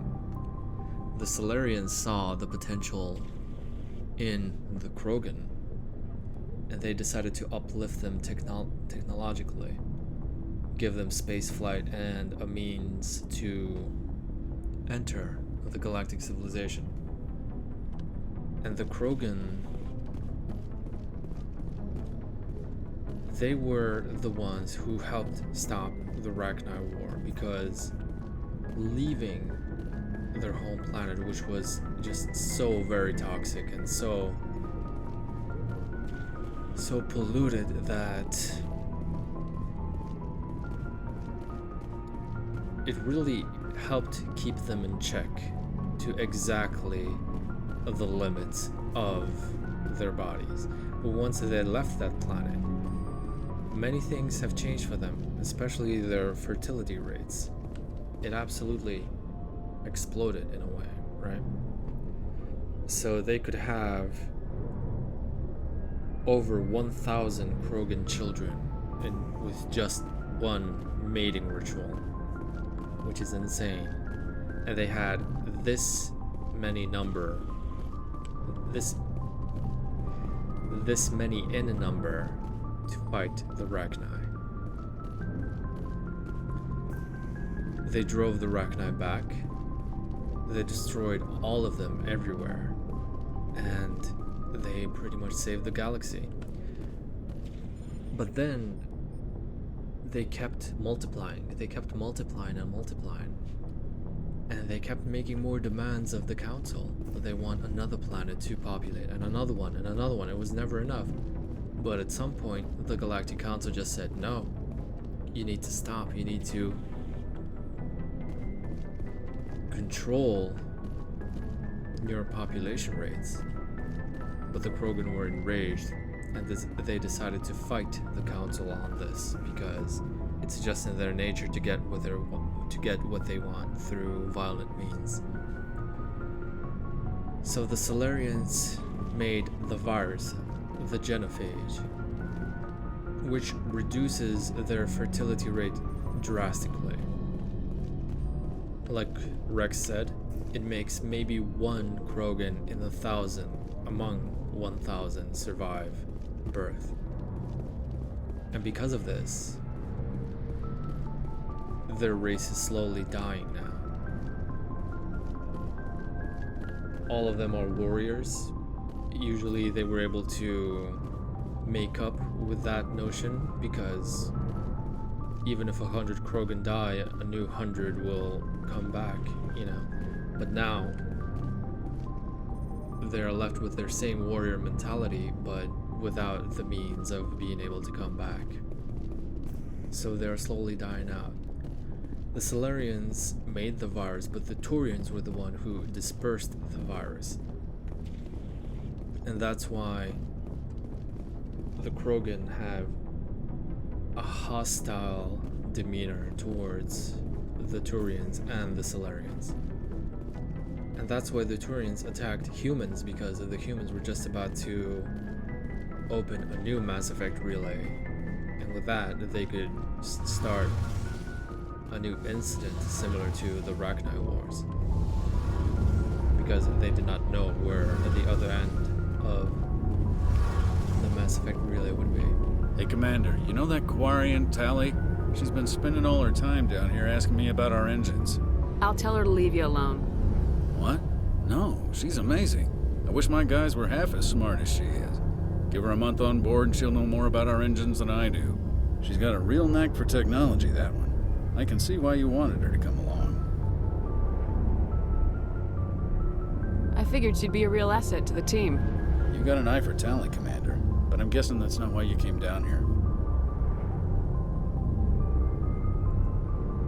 Fill me in on the IES stealth system. How does it work exactly?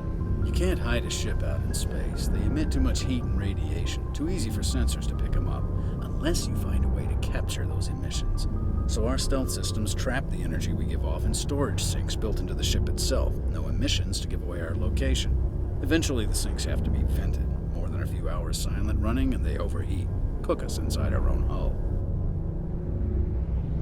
There's no way for anyone to detect us? A visual scan can still pick us up. Anyone looking out a window can see us plain as day. But you have to be pretty close to get an actual visual out in space. Most vessels rely on scanners. As long as the stealth systems are engaged, they can't see us. Not unless we accelerate to FTL speeds. Why doesn't it work with faster-than-light travel? Cranking up the FTL blue shifts our emissions, pushes them into frequencies too high to capture in the sinks. As soon as we make the jump, it's like setting off a flare. Sensors can pick up our location whenever we enter or exit FTL flight, but for short-range missions, our stealth systems are amazing, and we've got the only one. Where else have you served, Adams? If you name a class of Alliance ship, I've probably served on it. Everything from dreadnoughts and carriers right down to frigates like the Normandy. My last assignment was on the Tokyo, only a cruiser, but she was a good ship. Couldn't hold a candle to the Normandy, though. I want to know more about the Normandy. She's the best ship I've ever served on, probably the fastest vessel ever designed. She's the only one using the new Tantalus drive core. What's so special about the Tantalus drive core? Proportionally, it's about twice the size of any other vessel. Not only are we faster, we can run at FTL speeds longer before we have to discharge the core. Carry on, Adams. Aye, aye, Commander. Your ship's amazing, Shepard. I've never seen a drive core like this before. I can't believe you were able to fit it into a ship this small. I'm starting to understand why you humans have been so successful. I had no idea Alliance vessels were so advanced. I like the way they describe the stealth system. It's very logical and very believable.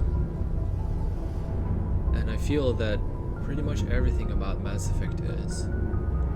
The only supernatural element that they really add is the Mass Effect field. But everything else is built around that concept. And really just explained perfectly. The Normandy's a prototype, cutting-edge technology. A month ago, I was patching a makeshift fuel line into a converted tug ship in the flotilla. Now, I'm sitting on board one of the most advanced vessels in Citadel space. I have to thank you again for bringing me along. Traveling on a vessel like this is a dream come true for me. I had no idea you found ship technology so interesting. It comes with being a Quarian. The migrant fleet is the key to the survival of my people. Ships are our most valuable resource. But we don't have anything like this. We make do with cast-offs and second-hand equipment.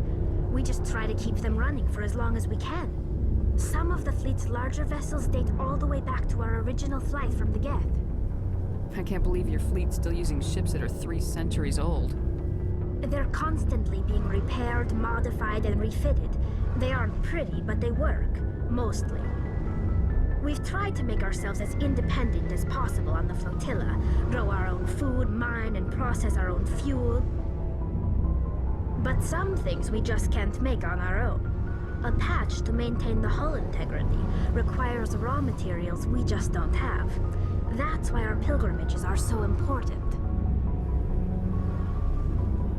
Tell me about your people. Our lives aren't easy.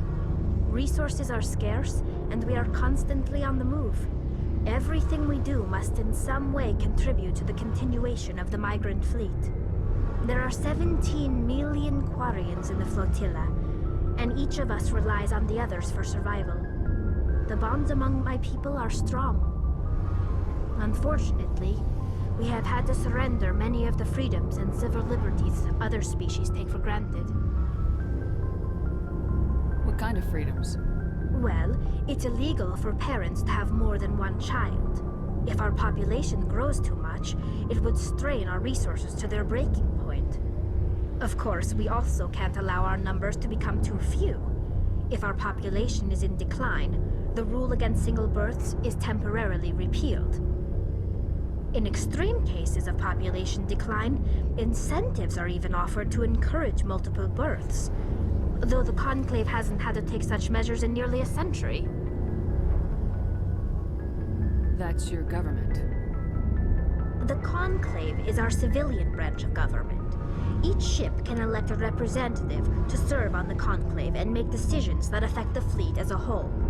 On matters that affect an individual ship, however, the captain has the final say. It's a tradition that dates back to the early days, when the fleet was governed by martial law. Fortunately, most captains nowadays are smart enough to have an elected council from their crew to give them advice and guidance. So the ultimate power rests with elected officials? In practice, the Conclave and the respective council for each ship tend to set the rules that govern our daily lives. But in theory, we are still under military jurisdiction. The 5 top-ranking military officials in the fleet serve on the Admiralty Board. These 5 have the power to overrule any decision by the Conclave in case of emergency. To do so requires unanimous agreement among the Admiralty, and they can only do this once. After that, the entire board must resign their posts. It's a safeguard that served us well. In nearly 3 centuries, the Admiralty Board has only overruled the Conclave 4 times. I want to know more about the Geth. I doubt I can tell you anything you don't already know. It's been almost 3 centuries since they drove my people into exile. All I know is the story of their origins. What they were when we created them, and how they turned on us. Interesting. The Geth were originally created to serve as an automated manual labor force. Initially, their intelligence was as limited as any VI. Over time, we made small modifications to their programming to allow them to perform more varied and complex tasks, bringing them closer and closer to true AI status. How come the Council didn't step in and stop you? This wasn't true AI research. We may have been skirting the bounds of the law, but we never did anything that was actually illegal. The changes were so insignificant, so gradual, that we were able to control them. Or so we thought. But one thing we underestimated was the power of the neural network. A million Geth thinking simultaneously created an inherently unstable matrix. So the Geth share brain power? Many of the Geth's logic systems were designed to work in concert with other nearby Geth. Basically, the more of them you have in a group, the smarter they are. So there's some sort of group consciousness? No, nothing like that. They cannot share sensory data or information. Their programming cannot handle that much simultaneous input. Each Geth maintains an individual awareness and identity. The neural network only operates on a process-based level. It's basically the synthetic equivalent of a subconscious. But when they're in close proximity, they can coordinate low-level functional processes, freeing up more capacity for original or independent thought. What made them rebel? As we built more and more Geth, their effective intelligence became more sophisticated, more abstract. One day, a Geth began to ask its Quarian overseer questions about the nature of its existence. Am I alive? Why am I here? What is my purpose? As you can imagine, this caused a near panic among my people. So they're not like a hive mind, they're more like a collective subconscious. That makes sense. I don't see what's so bad about those questions. The Geth were created to engage in mundane, repetitive, or dangerous manual labor. That's fine for machines, but it won't satisfy a sentient being for long. The Geth were showing signs of rudimentary self-awareness and independent thought. If the Geth were intelligent, then we were essentially using them as slaves. It was inevitable the newly sentient Geth would rebel against their situation. We knew they would rise up against us, so we acted first. A general order went out across all Quarian-controlled systems to permanently deactivate all Geth. The Geth responded to this order violently. You didn't really think they'd just let you destroy them without a fight, did you? The hope was that most of the Geth would still be little more than machines, incapable of organized resistance. But they had progressed much further than anyone anticipated. The war was long and bloody. Millions upon millions of Quarians died at their hands. In the end, we were forced to flee our own homeworld. We feared the Geth would pursue us, but they never came beyond the Veil. Now we drift through space, exile, searching for a way to reclaim what was once ours.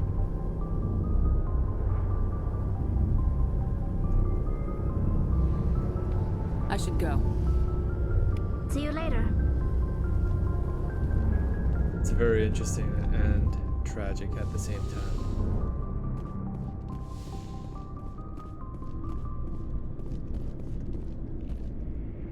Like I said earlier, they give you a concept of both sides.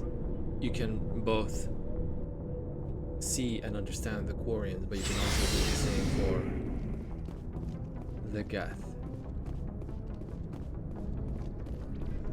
And you always have a choice of which side you prefer.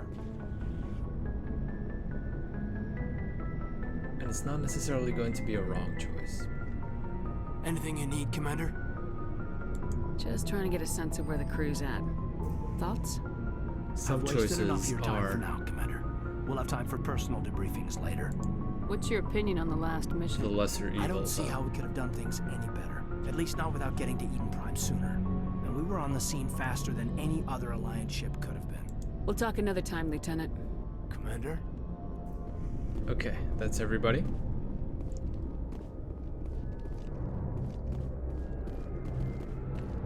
And now we're going to go to the galaxy map.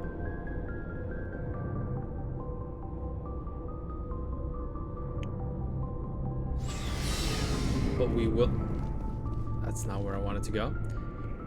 But we will do one main mission before we do the rest of the galaxy map, and that is go to the Artemis Tau cluster.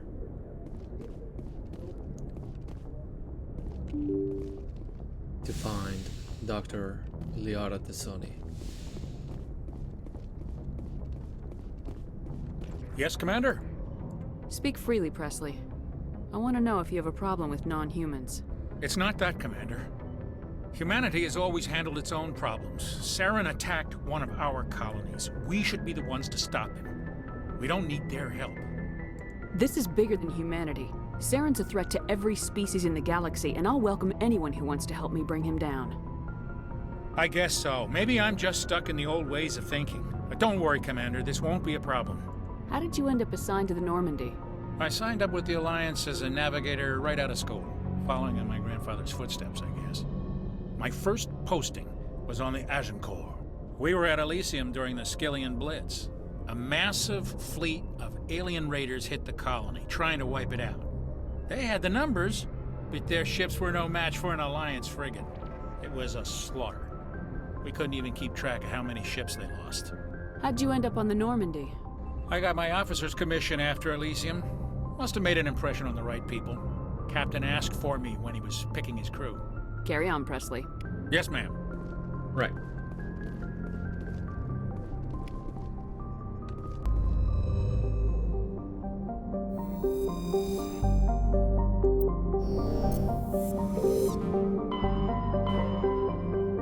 This is our galaxy.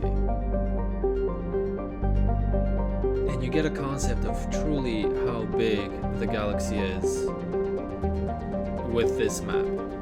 Each of these little dots is like a solar system. For example, this can be our solar system with our 9 planets on it. And each of them is another solar system. And there are countless more, well, not countless, but a very large number of them in our galaxy, surrounding a black hole in the center. And the universe itself then has countless of these galaxies.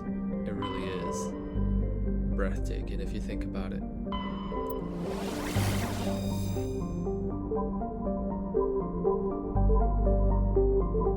Well, we need to do one of these, so we're just gonna go in the correct order. 1, 2, 3, and 4.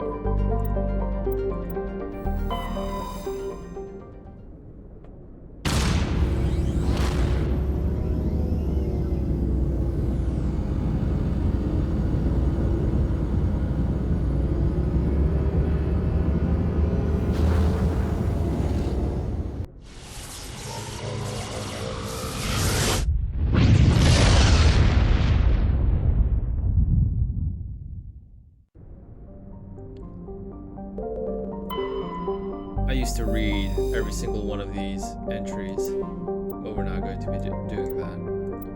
I'm just gonna click on each one to explore them and then just leave. You always want to hover around the ring of debris to find a secret exploration. And we get some mineral deposits from it.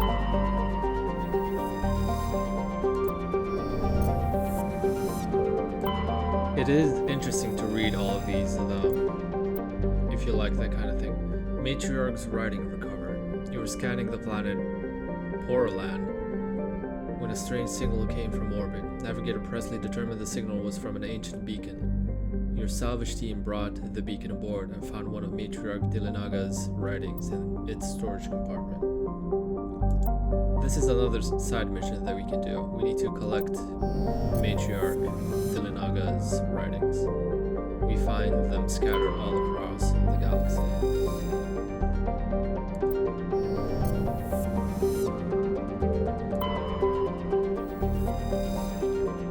I will just open all of these and close it, so if you want to read them, you can just pause the video and do that at your leisure. I thought there was one more, but I guess not. I seem to be able to land here. Every once in a while we can go and explore one of the planets.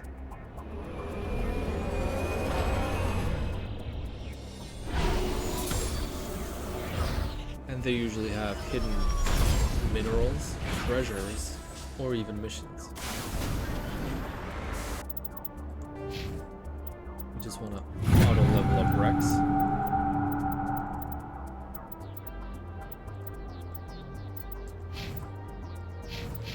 And the rest is fine. Look at the map. This is the closest one, so we just go to that icon first.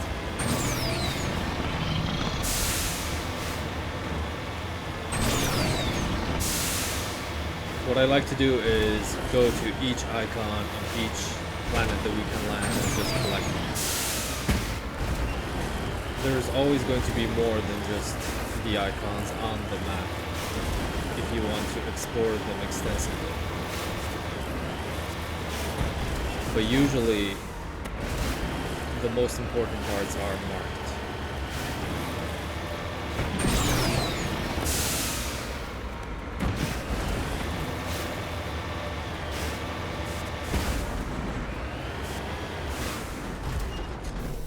So we have it here, but our electronics is too low.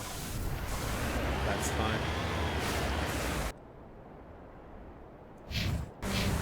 We could bring somebody with a high level of electronics, like Tali, with us, and then that would be fine. But those things usually just give you items, which you can just sell or convert to Omnigen. Nothing really major or plot twist.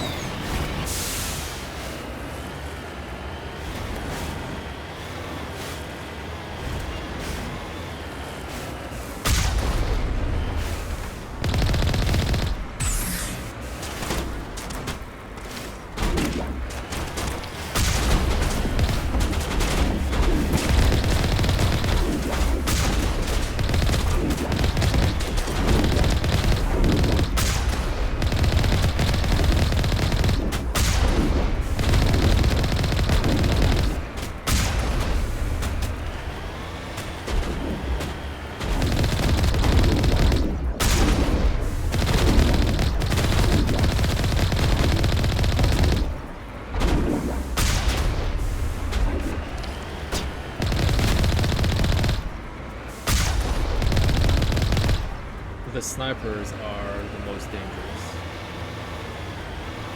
They're usually at an elevated position.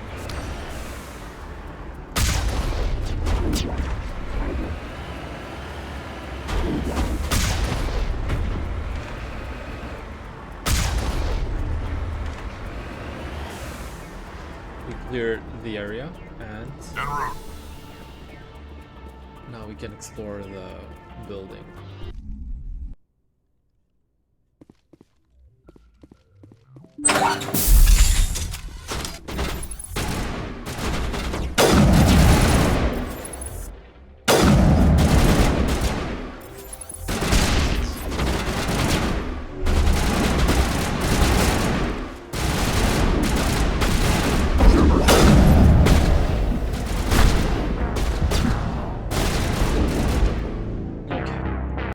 I did not expect the Turian to run all the way over here.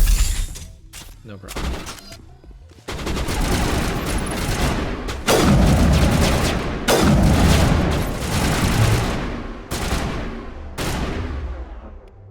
Put on the assassination skill.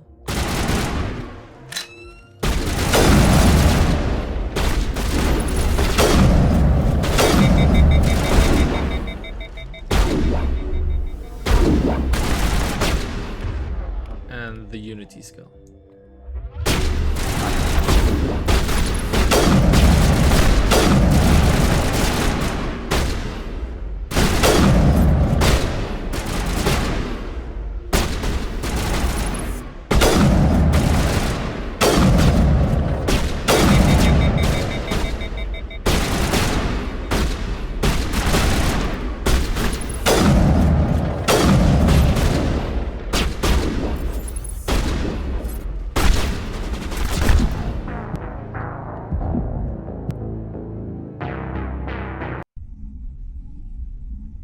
To take better advantage of cover. We're gonna put these guys over here.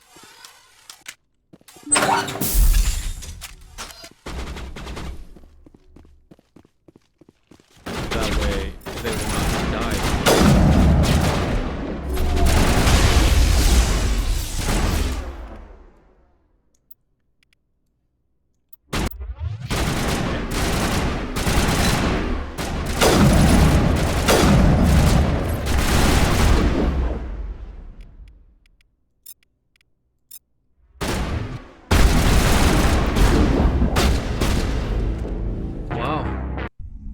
That human is quite persistent. Maybe we have to stay outside here. There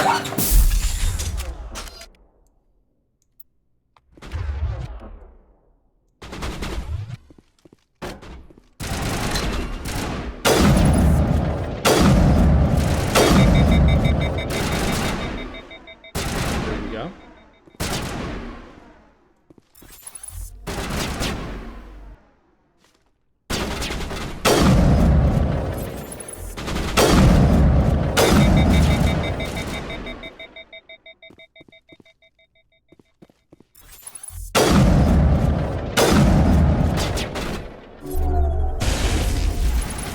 Fry his shields.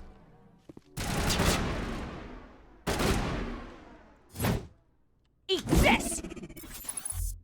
And if they don't want to get out of cover, we just flush them out with grenades.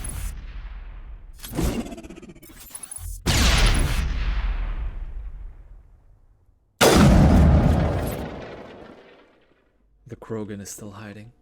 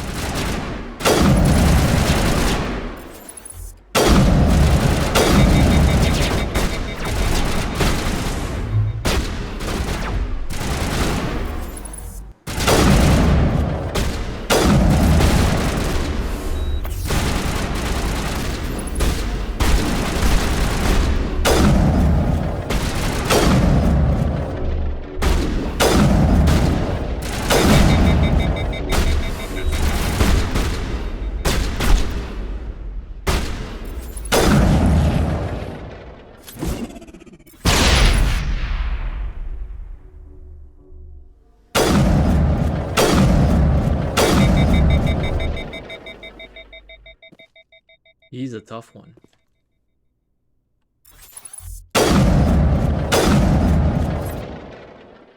Okay. We want to wait a little bit to get unity back.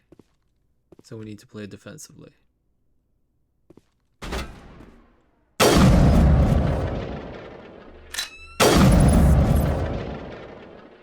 That's one less.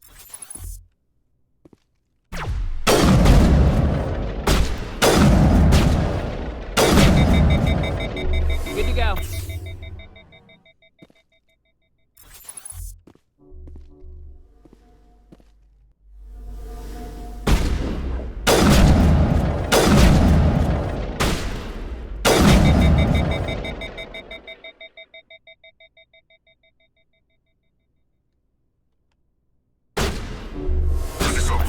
Unity.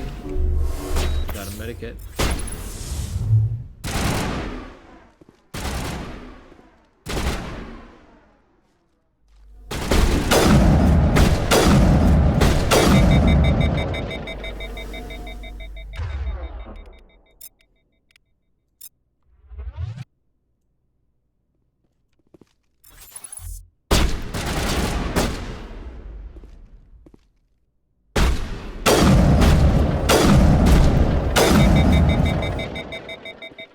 Right.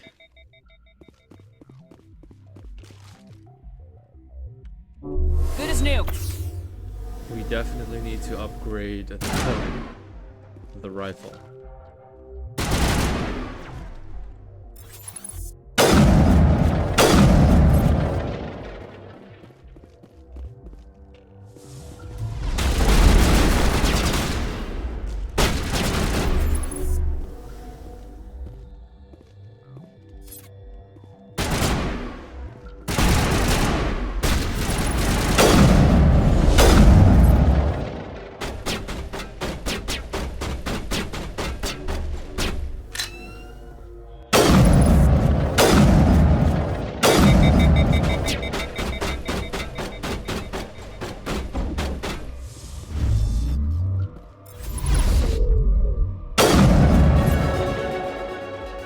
Definitely do not want to get hit by projectiles.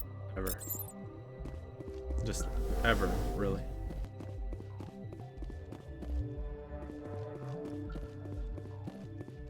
Seems clear, but usually your team tells you.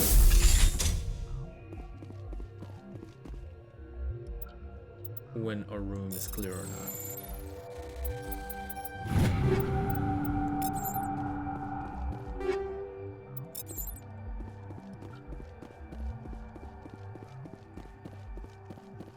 Oh, this loot definitely already made it worth it.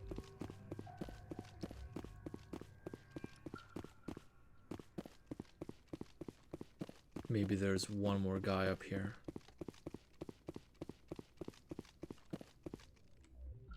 No? Great.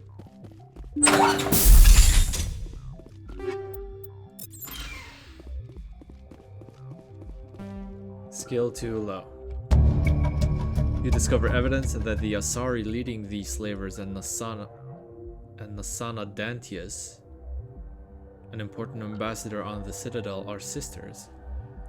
You should return to the Presidium and confront Nasana with this. Right, so she was the Asari we found on the Citadel that had a specific name but no real interaction yet. And like I explained, if they have a non-generic name, then they will likely be involved with the mission later on. How do we reach that? Oh.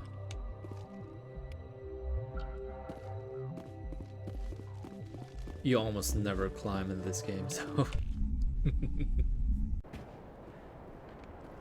Okay. We just want to take a look at this anomaly and then we can leave.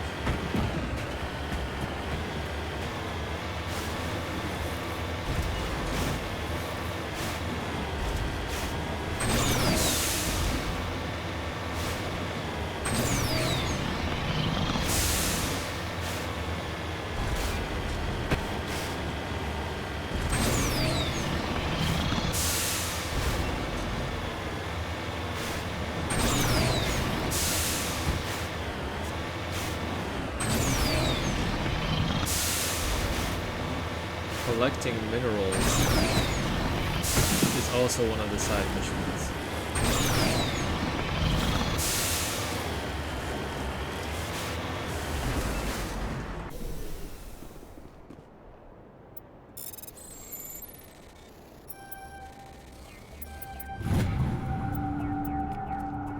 Large amount of thorium.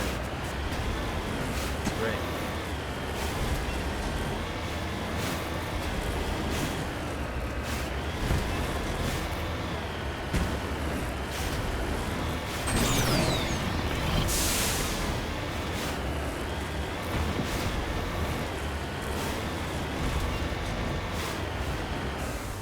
On my way.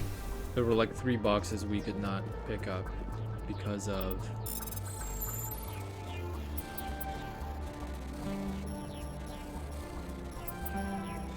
our electronics level. Really? Okay. It's not clear who lived here, but it appears to have been abandoned for some time. The container in the tent held, among other things, one of Matriarch Delanaga's writings. That's great. I think we need to find 20 of them total.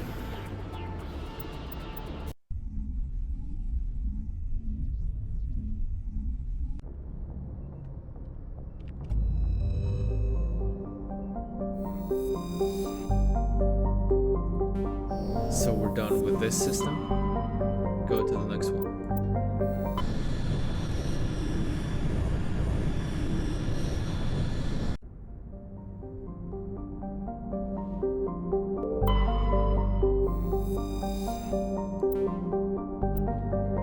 Turian insignia recovered. Scans of the planet Pharos revealed an abandoned base on its moon. The recon team found nothing of interest, but much of the debris was marked with the Magna Colony insignia. Turian insignias are also one of the side missions.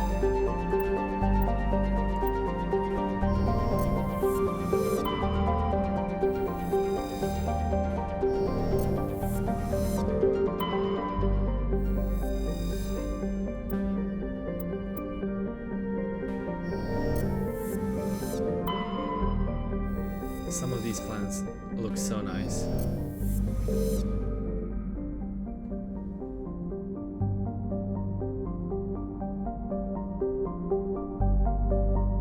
Doesn't seem to be anything in the ring of debris. Okay. Next one.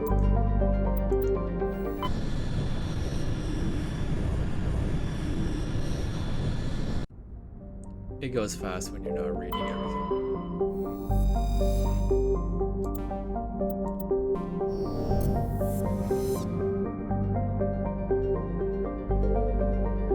Here's something. Carbonaceous asteroid.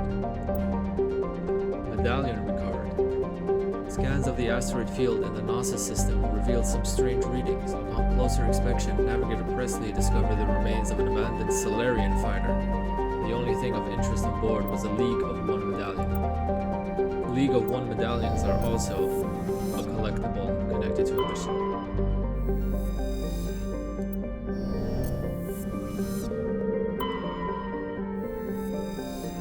These are like passive missions that you just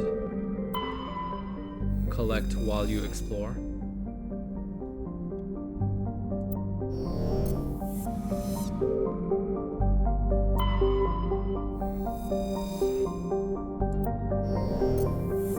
Which give you some more interesting information about the story and, of course, EXP, which is always valuable. Right, so Therum. This is the planet where we can find Dr. Liara Tassoni. So we're gonna go and do just that.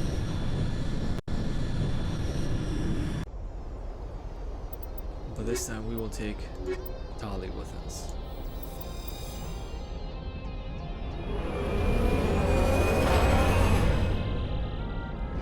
Because he prefers assault rifles and sniper rifles.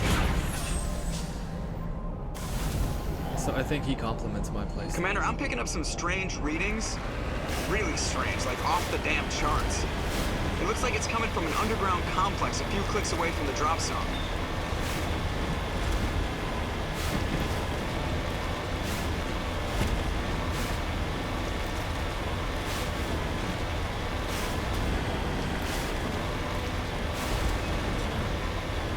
This vehicle is called the Mako, named after a shark. If the Mako gets destroyed, then naturally we die as well. So we definitely do not want to fall into any kind of river of lava.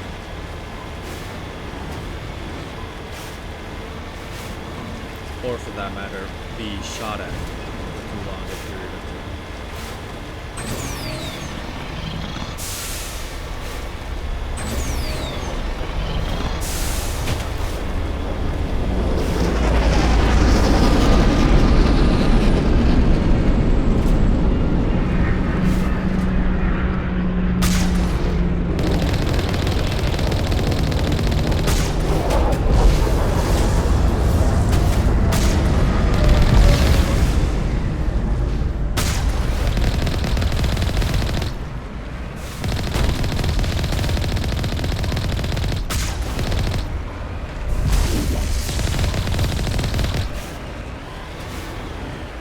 Do too much about their burst fire unless you want to just keep moving, but you definitely want to avoid their slow blue shells because they do the most damage. So what I like to do is stand at a place, wait for them to fire, and then just move out over them.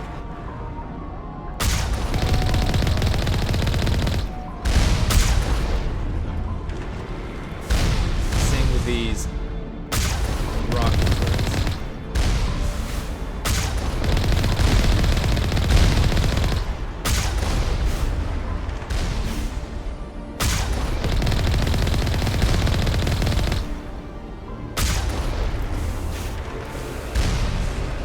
You know you destroyed it when... Knock down the front door seems stupid. Maybe we can find the side window? That's a good idea.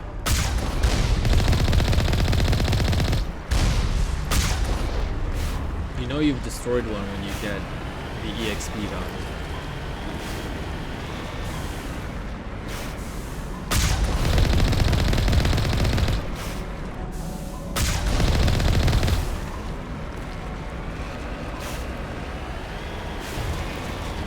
And we're getting a lot of EXP here.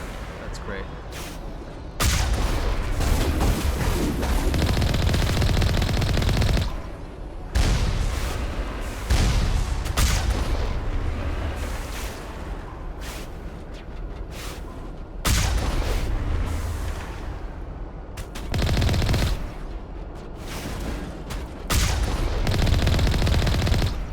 Sure if there are any more rocket turrets in there. I definitely don't want to be surrounded by those. Yeah.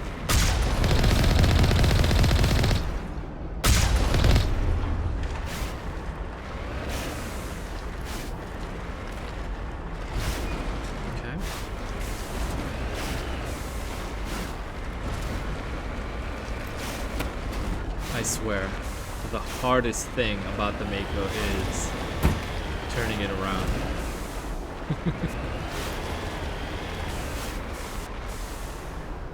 There's somebody still over there. And somebody still over here.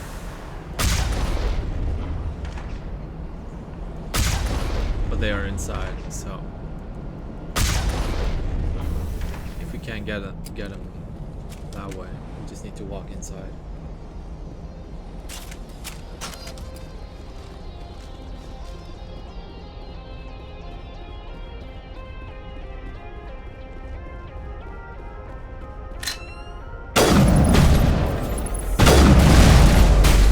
All patched up. That was way too close.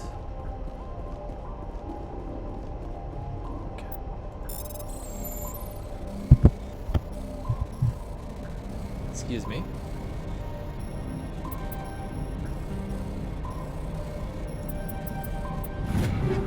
There we go.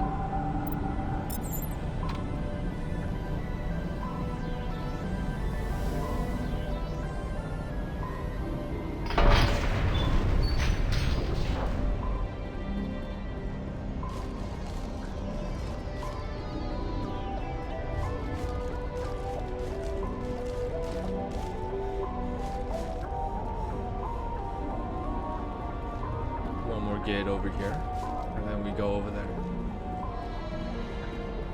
Not important to open this gate, but we need to open the other gate. if we want to pass with the Maker.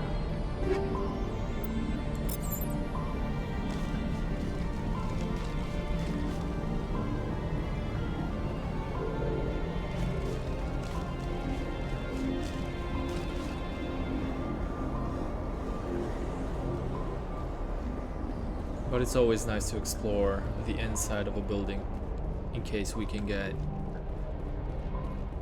some extra loot. Nothing here.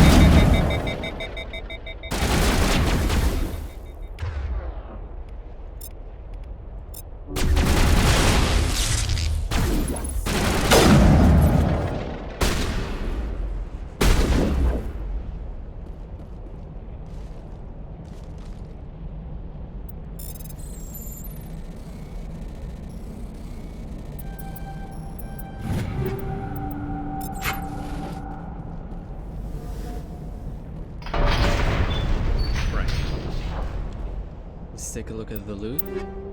Maybe we got a better rifle. A better rifle would be amazing. Yes.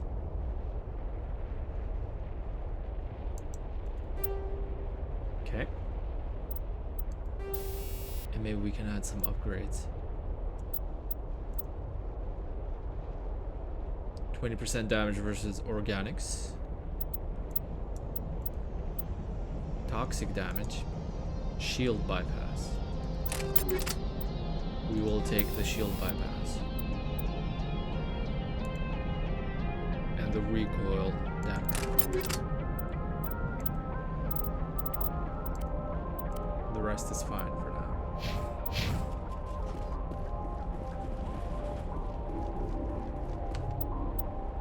But we also have level upgrades.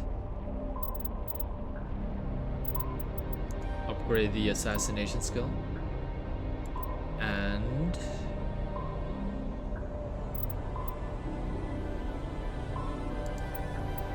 just invest into Spectre training to get that unity up to where it needs to be.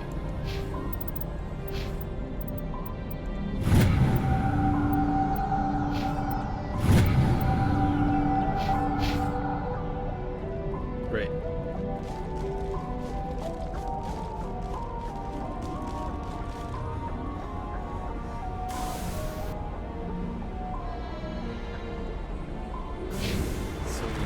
Go here.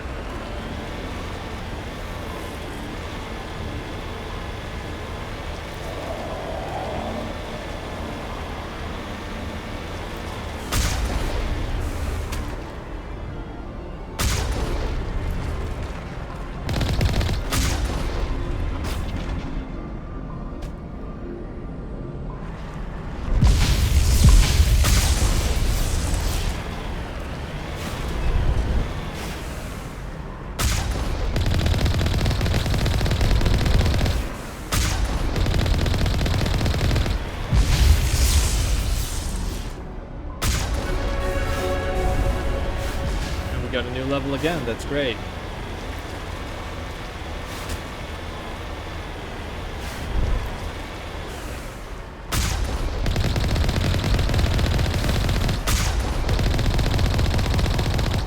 I'm not sure if I remember this right, but I think everything in this game levels up with you.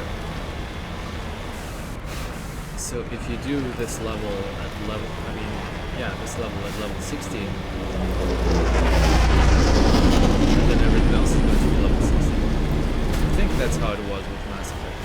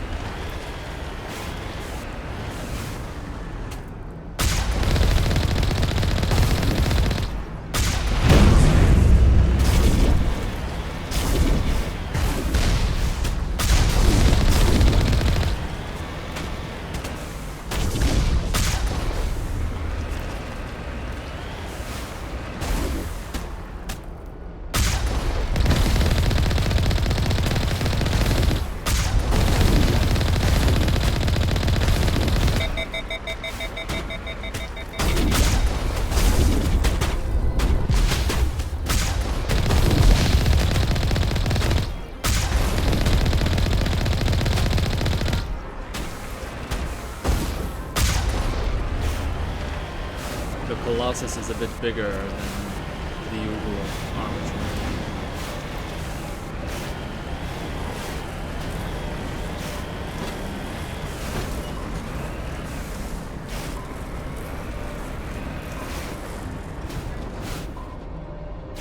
One more in the back somewhere.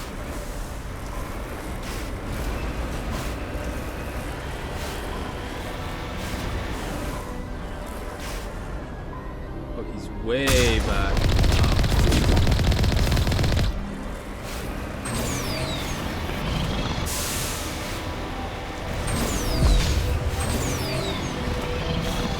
How did he get over there? He only needed one shot too. Strange that I win this one.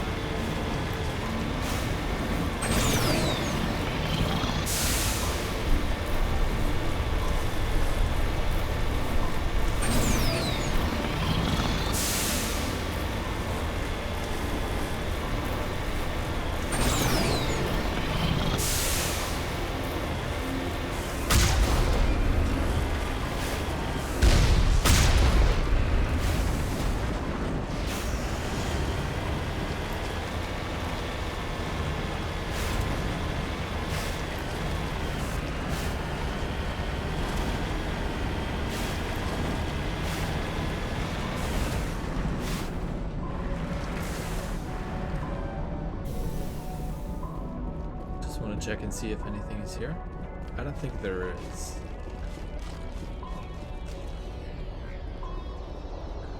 And I was right.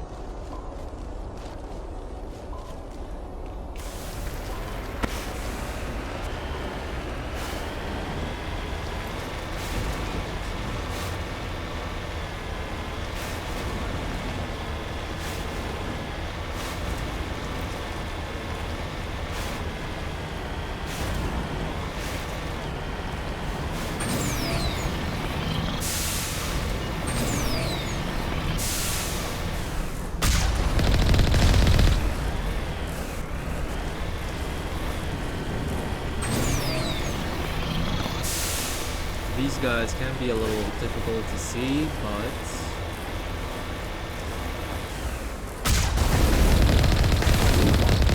you can always just see their line of fire.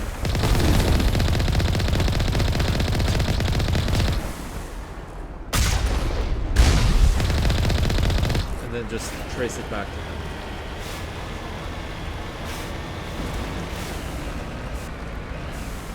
Okay, this is as far as the Mako can go. Now we walk.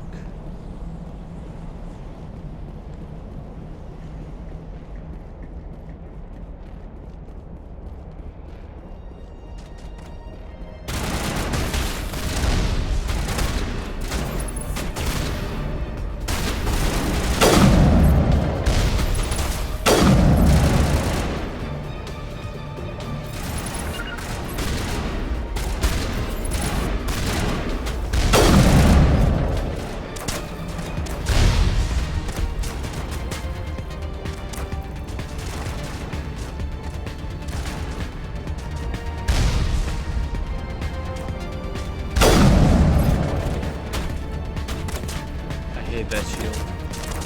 It takes so much ammo to destroy it.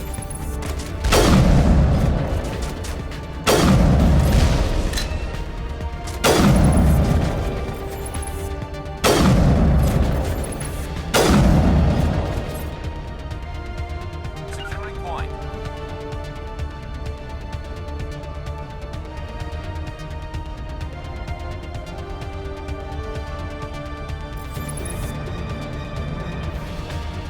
There's a sniper hiding way over there. Yeah. You just can't mess around on insanity, ever.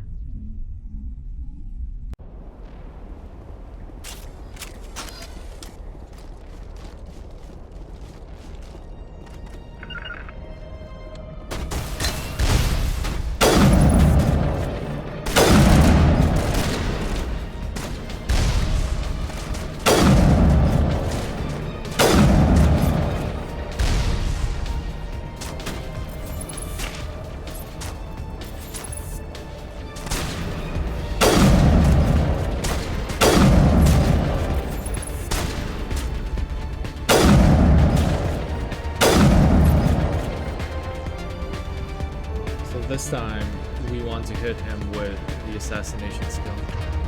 What it does is it makes your next shot with the rifle do, I think, 200% damage. We just want to delete that guy.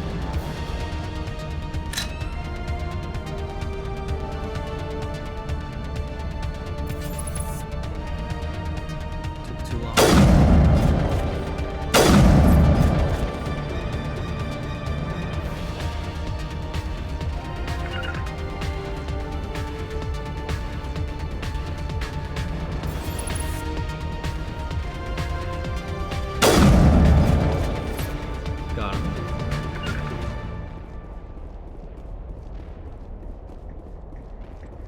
Nothing in here.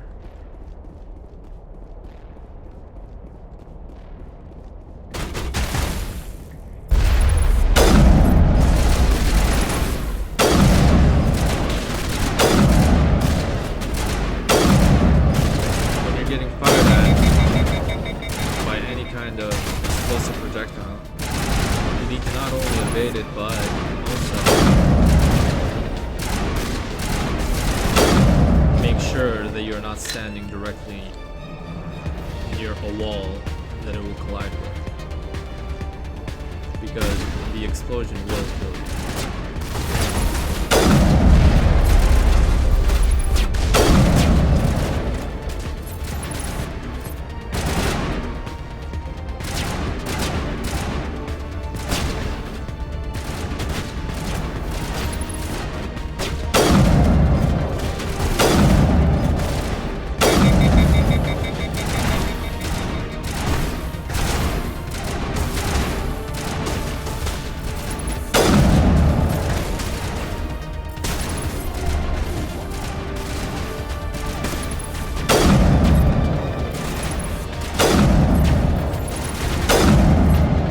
Fearless.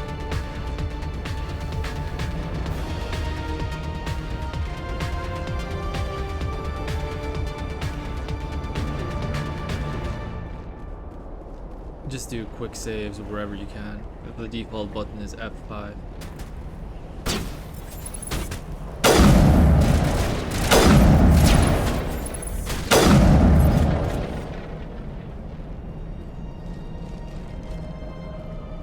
Don't want to waste infected just yet.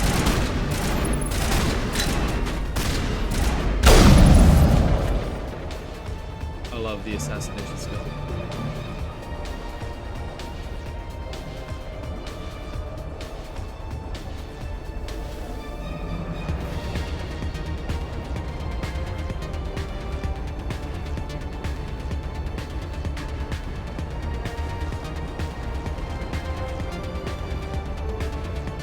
This part can be a little tricky because you have two difficult targets. The very agile Geth, these guys,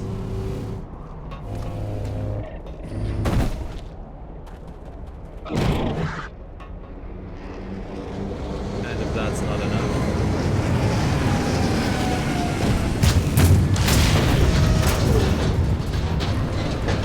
Colossus.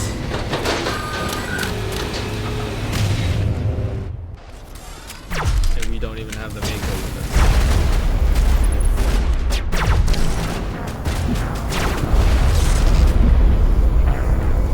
Took too long.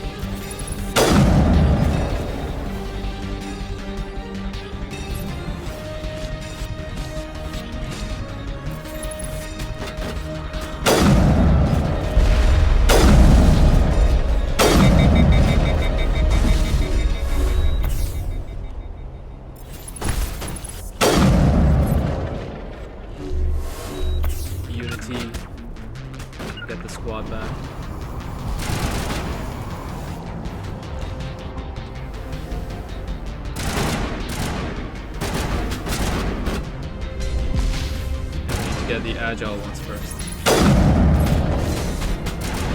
The stalkers.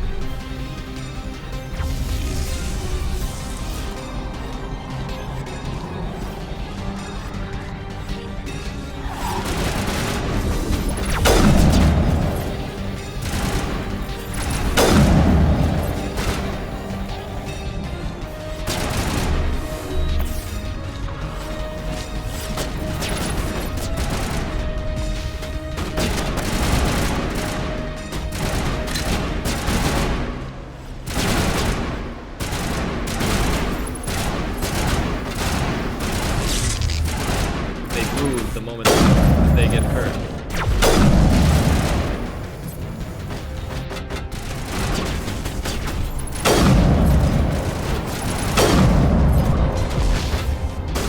Now we can focus on the Colossus.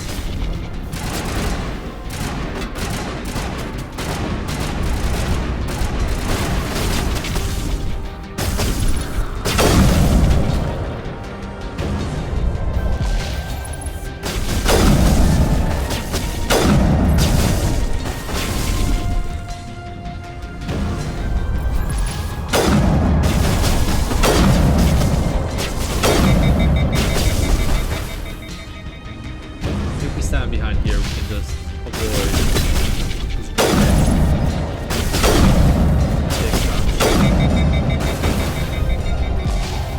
eventually he will go down.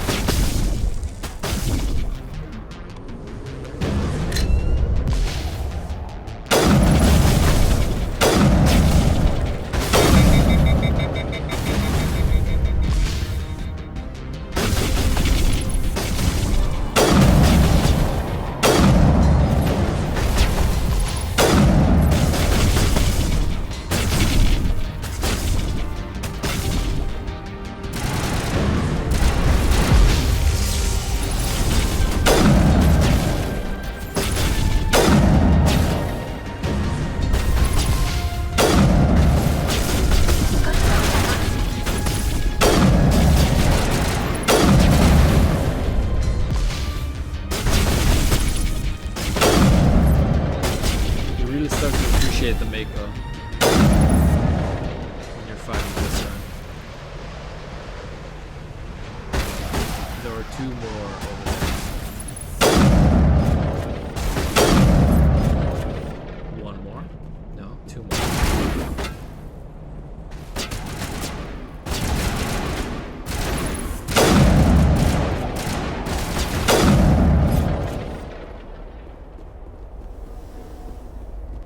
Should be one more.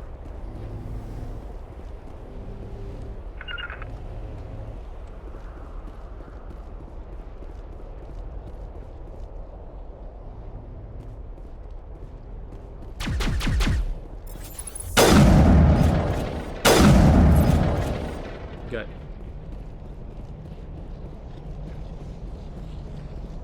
That's that. Now we can go inside and look for Dr. Liara.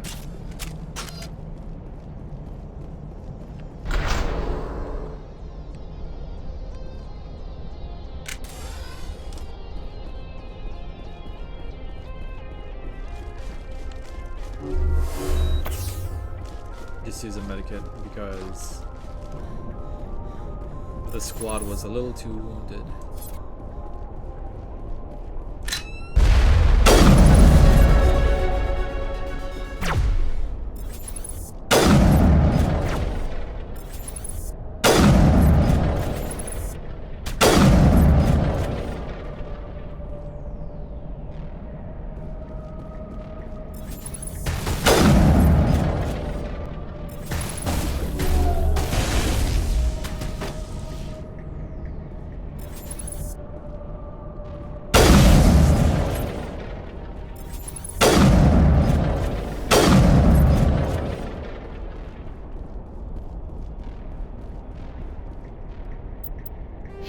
New level up. We definitely want to take advantage of that.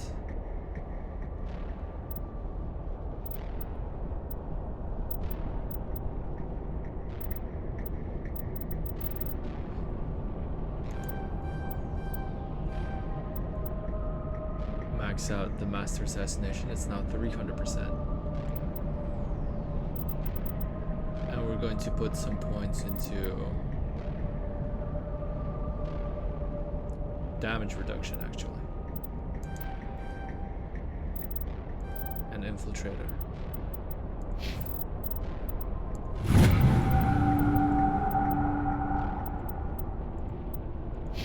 An auto.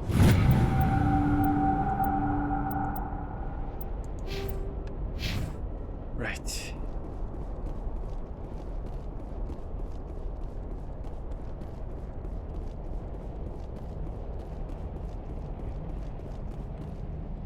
It looks like this cavern formed around the ruin after it was built.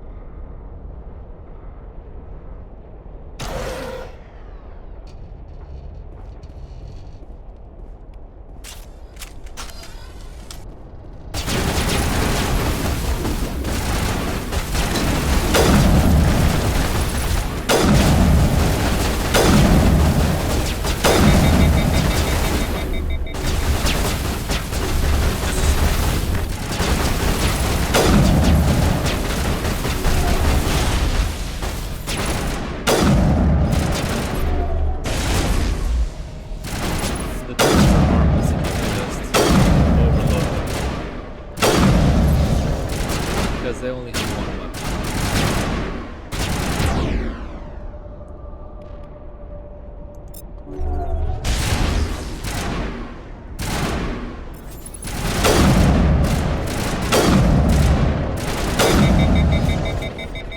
I wonder what Liara's looking for in here. Most Prothean ruins have nothing more than dead instrumentation.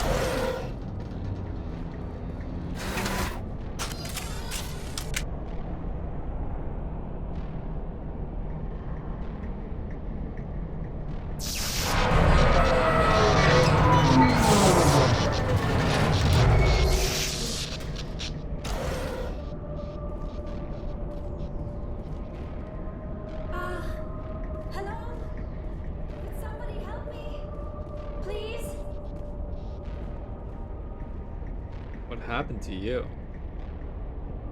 Can you hear me out there? I'm trapped. I need help. Quit shouting. This place is crawling with geth. Sorry, I am a little... Look, my name is Dr. Liara Tassoni. I am an archaeologist. Listen, this thing I'm in is a Prothean security device. I cannot move, so I need you to get me out of it, all right? Your mother is working with Saren. Whose side are you on? What? I am not on anybody's side. I may be Benezia's daughter, but I'm nothing like her. I have not spoken to her in years. Please, just get me out of here. Matriarch Benezia is the Asari that we saw on Saren's ship. She is a matriarch, which makes her a very powerful biotic. And she happens to be Liara's mother. How did you end up in there? I was exploring the ruins when the Geth showed up, so I hid in here. Can you believe that? Geth beyond the veil! I activated the tower's defenses. I knew the barrier curtains would keep them out.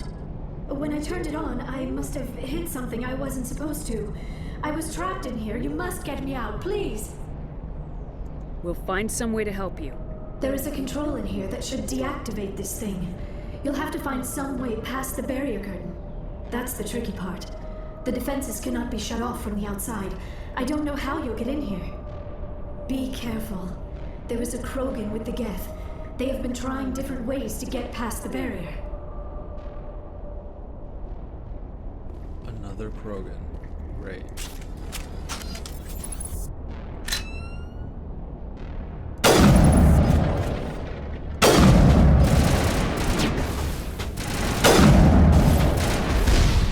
Not that I hate Krogans.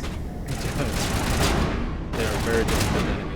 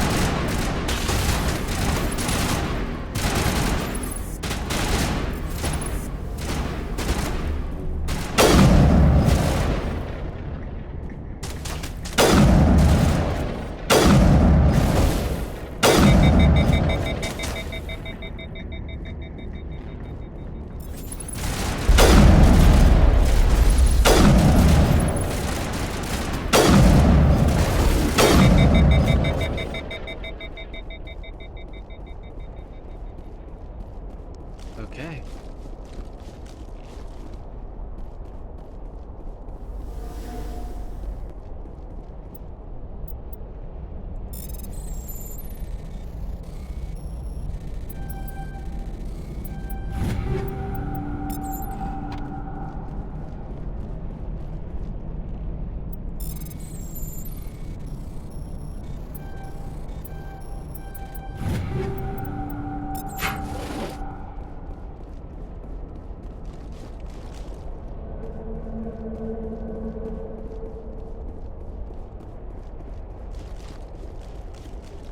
That should be it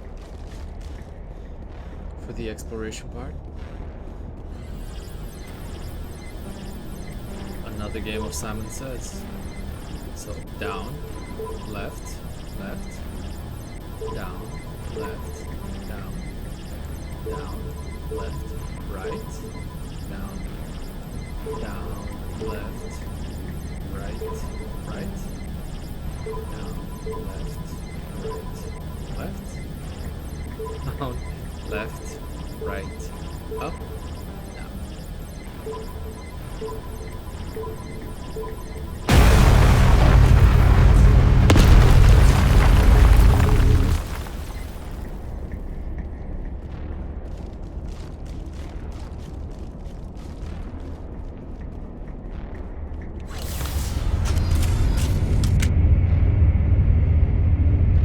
That's one way to do it.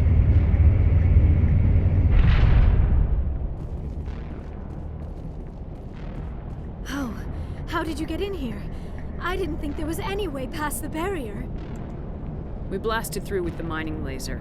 Of course. Yes, that makes sense. Please, get me out of here before more Geth arrive.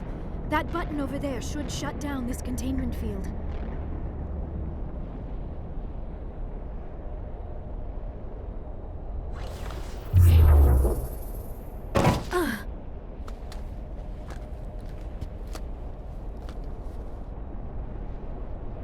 Any idea how we get out of this place?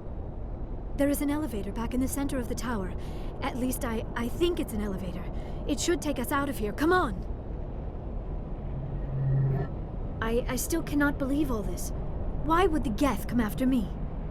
Do you think Benezia's involved?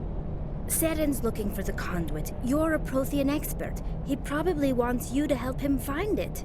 The conduit? But I don't know... What the hell was that? These ruins are not stable. That mining laser must have triggered a seismic event. We have to hurry. The whole place is caving in. Joker, get the Normandy airborne and lock in on my signal. On the double, mister. Aye, aye, Commander. Secure and away. ETA 8 minutes. He needs to move faster.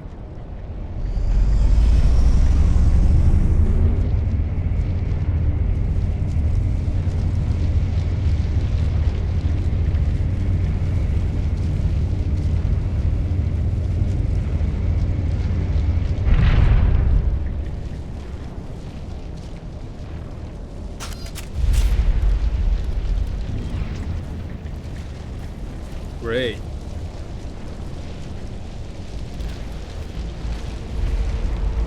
Surrender. Or don't. That would be more fun. We don't have time to deal with this idiot. Charge! I like your attitude. We want to go as far back as possible. Run away. And deal with the ghetto.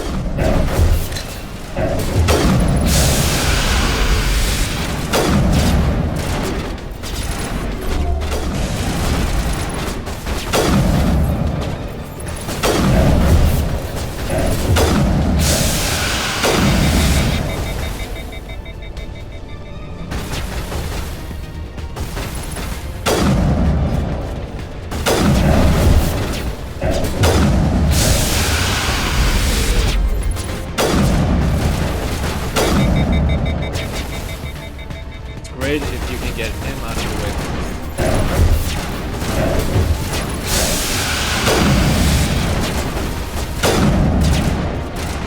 Usually in my experience, the Geth are very aggressive with advancing.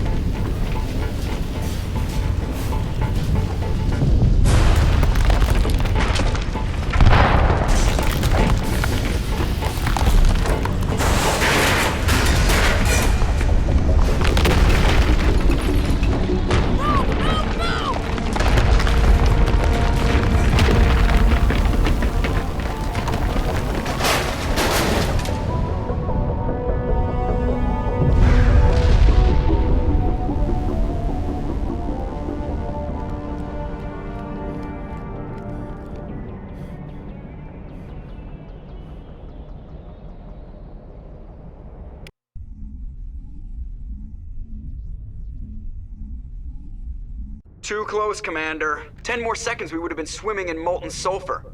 The Normandy isn't equipped to land in exploding volcanoes. They tend to fry our sensors and melt our hull. Just for future reference. We almost died out there, and your pilot is making jokes? Sometimes Joker's a real ass. Just try to ignore him. I see. It must be a human thing. I don't have a lot of experience dealing with your species, Commander.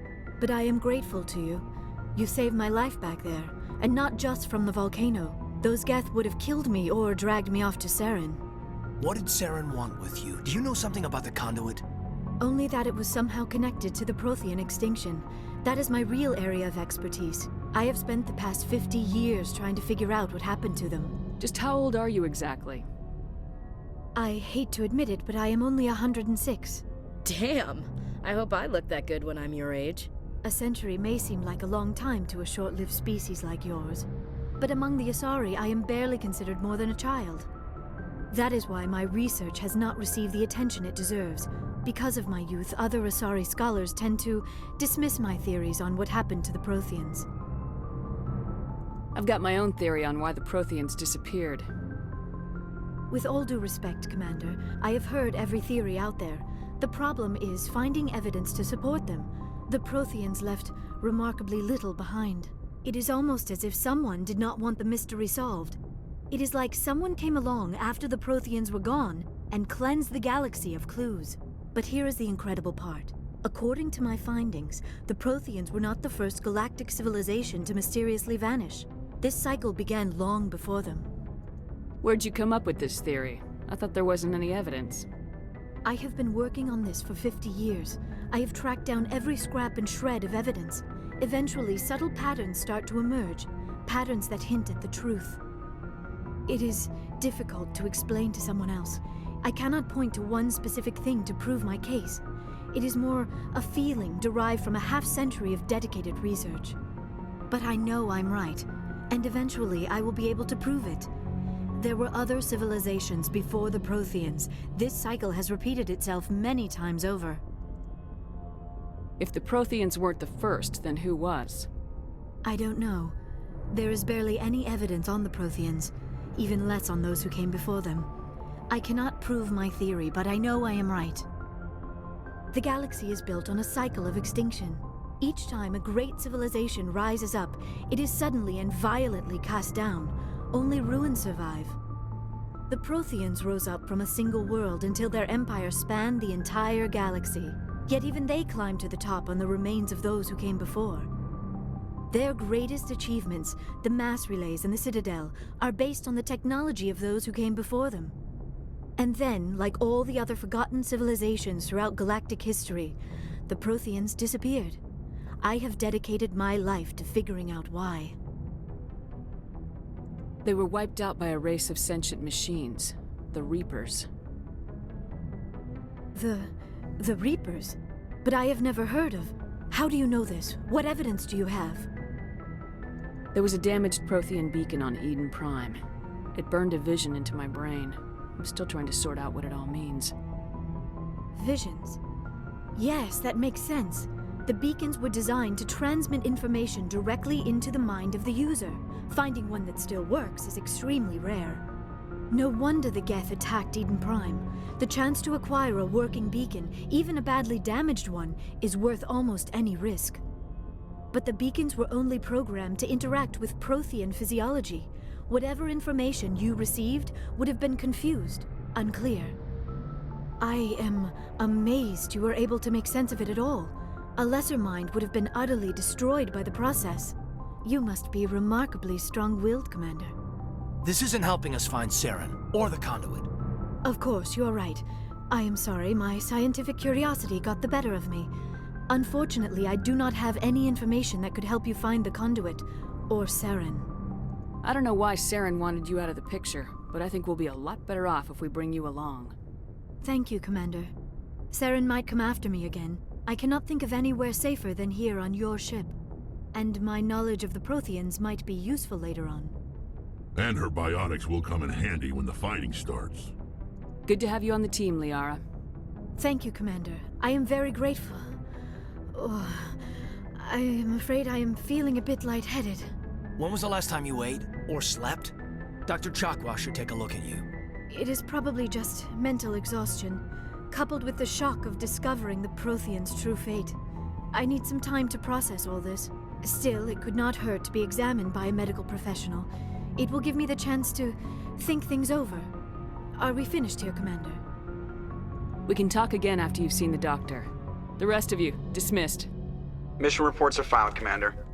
You want me to patch you through to the Council? Patch him through, Joker. Setting up the link now, Commander. We've received your report, Commander. I understand Dr. Tassoni is on the Normandy. I assume you're taking the necessary security precautions. Don't tell me how to do my job. You are free to act as you see fit, Commander. Our role is to offer guidance and advice. It's up to you if you're smart enough to listen. Liara's on our side. The Geth were trying to kill her. Benezia would never allow Saren to kill her daughter. Maybe she doesn't know. Or maybe we don't know her. We never expected she could become a traitor. At least the mission was a success. Apart from the utter destruction of a major Prothean ruin. Was that really necessary, Shepard? The Geth were crawling all over those ruins. We were lucky to make it out alive. Of course, Commander. The mission must always take priority. Good luck, Commander. Remember, we are all counting on you. With that, we added Liara Tassoni into our ranks. Which means we have assembled the full squad of Mass Effect 1. That in itself is a great achievement. I prefer gold to silver, you know, for my medal.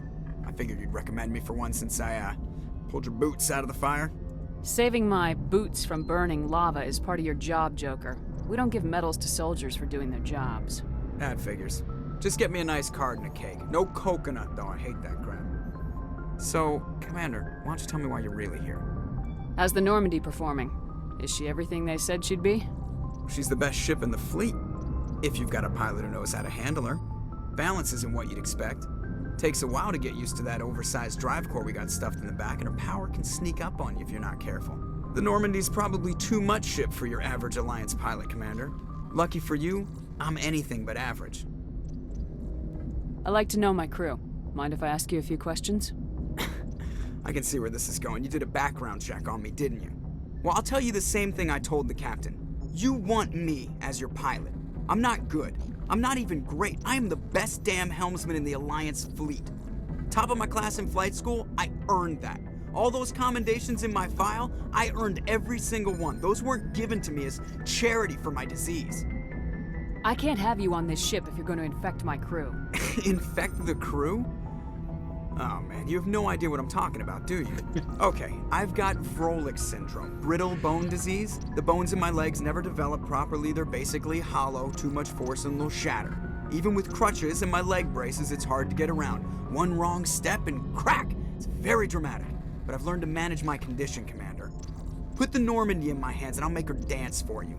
Just don't ask me to get up and dance unless, you know, you like the sound of snapping shin bones. I need to know more about this Vrolik syndrome if I'm putting my ship in your hands. Yeah, of course you do. It's an extremely rare condition. Nobody knows exactly what causes it. Genetic, maybe. It's treatable, but there's no cure. They classify my case as moderate to severe. I was born with over a dozen fractures, hip, thighs, ankles. My bones were already breaking in the womb. 100 years ago, I wouldn't have survived past my first year. Lucky for me, modern medical science has turned me into a productive member of society. You're not gonna break a bone trying to fly the ship, are you? I don't fly with my feet, Commander, so I'm fine as long as I'm in this chair. I gotta be real careful when I get up to take a piss, though. I can do my job as well as anyone on the ship. Better, actually. So don't worry about it. I'm not trying to make you uncomfortable. Let's talk about something else. Whatever you want, Commander. Why does everyone call you Joker? It's a lot shorter than saying Alliance Flight Lieutenant Jeff Moreau. Plus, I love to make little children laugh. You're dodging the question. Look, I didn't pick the name. One of the instructors in flight school used to bug me about never smiling. She started calling me Joker, and it stuck. Why didn't you ever smile? Hey, I worked my ass off in flight school, Commander. The world's not gonna hand you anything if you go around grinning like an idiot. By the end of the year, I was the best pilot in the academy, even better than the instructors, and everybody knew it. They'd all got their asses kicked by the sickly kid with the creaky little legs. One guess who was smiling at graduation? I have to go. All right, see ya.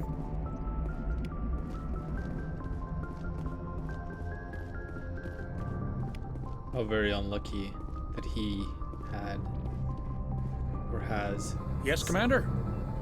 Carry on, Presley. Yes, ma'am. Such a rare disease.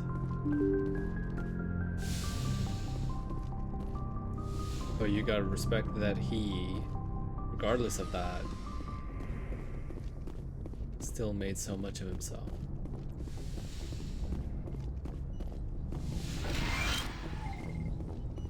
Yes, Commander? Is there something you need? A very accomplished pilot. I should go. Goodbye, Commander.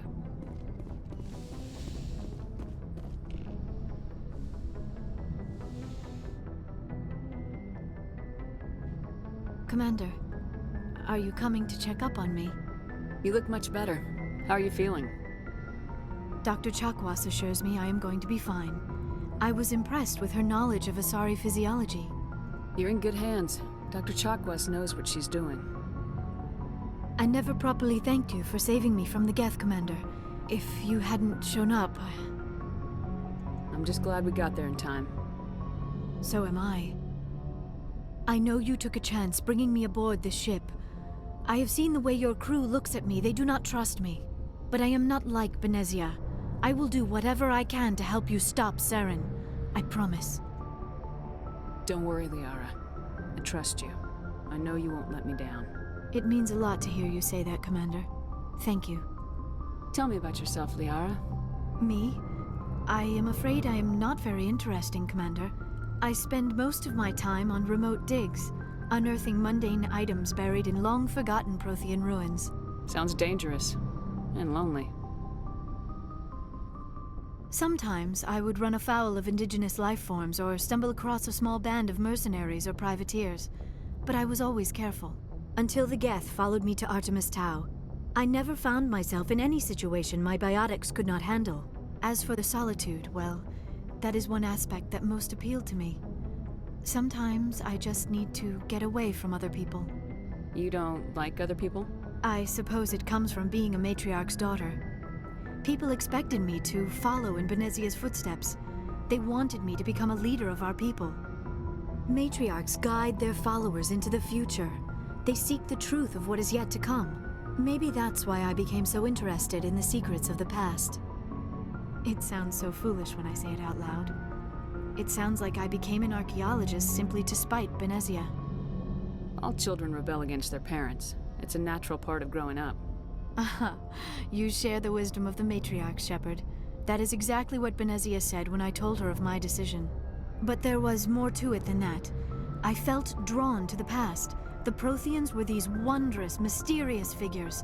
I wanted to know everything about them. That is why I find you so fascinating. You were marked by the beacon on Eden Prime. You were touched by working Prothean technology. Sounds like you want to dissect me in a lab somewhere. What? No, I did not mean to insinuate. I never meant to offend you, Shepard. I only meant that you would be an interesting specimen for an in-depth study. No, that's even worse. Calm down, Liara. I was only joking. Joking? Oh, by the goddess, how could I be so dense? You must think I am a complete and utter fool. Now you know why I prefer to spend my time in the field with data disks and computers. I always seem to say something embarrassing around other people. Please, just pretend this conversation never happened. Do you know why Benezia joined up with Saren? I don't understand it. She was always outspoken about the need for the Asari to become more involved in shaping galactic events. Maybe she thought allying herself with Saren would somehow be for the greater good in the long run. At least I hope so. This hurts you, doesn't it? None of this makes any sense to me. I have not spoken to Benezia in many years, but I know her, and this was not like her. Something changed. I wonder what happened to Benezia. I'd like to know more about the Asari. We were the first species to discover the Citadel. We were instrumental in forming the Council, and we always strive to be the voice of peaceful cooperation in galactic disputes. My people believe we are all part of a single galactic community. Each species contributes something to the greater whole. Although we seek to understand other species, it seems few of them seek to understand us. The galaxy is filled with rumors and misinformation about my people.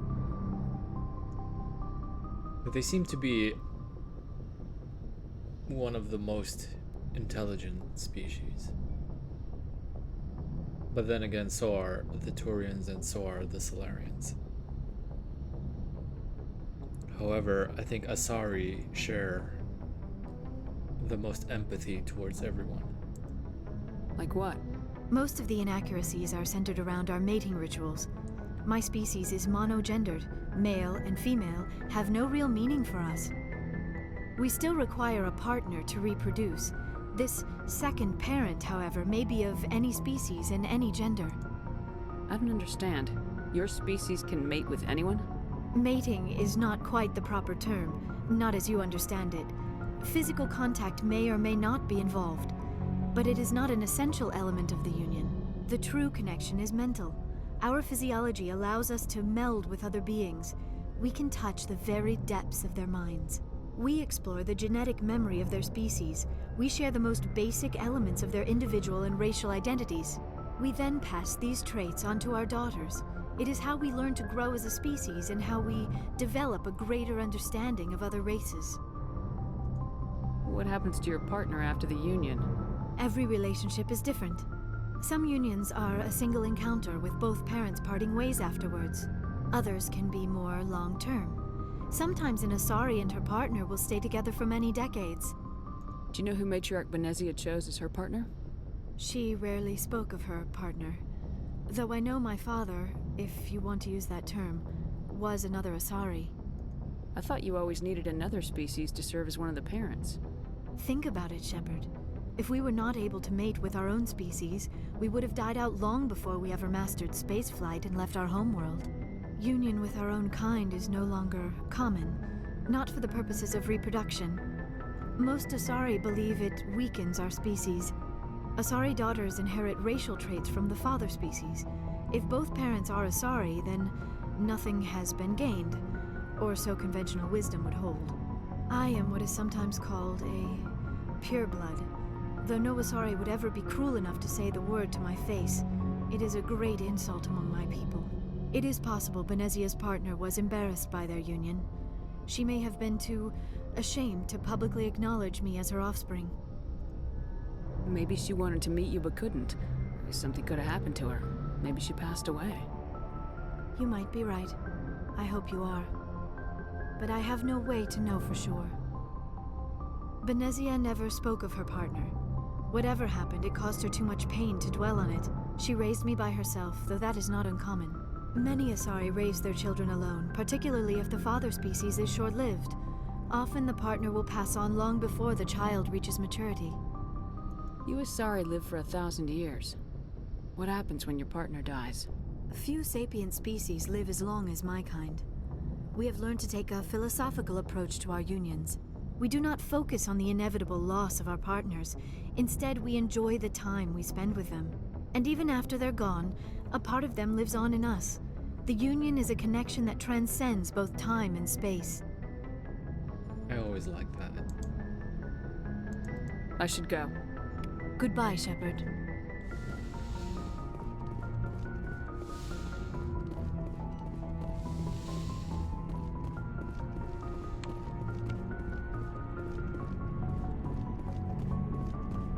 It's a great mindset to have.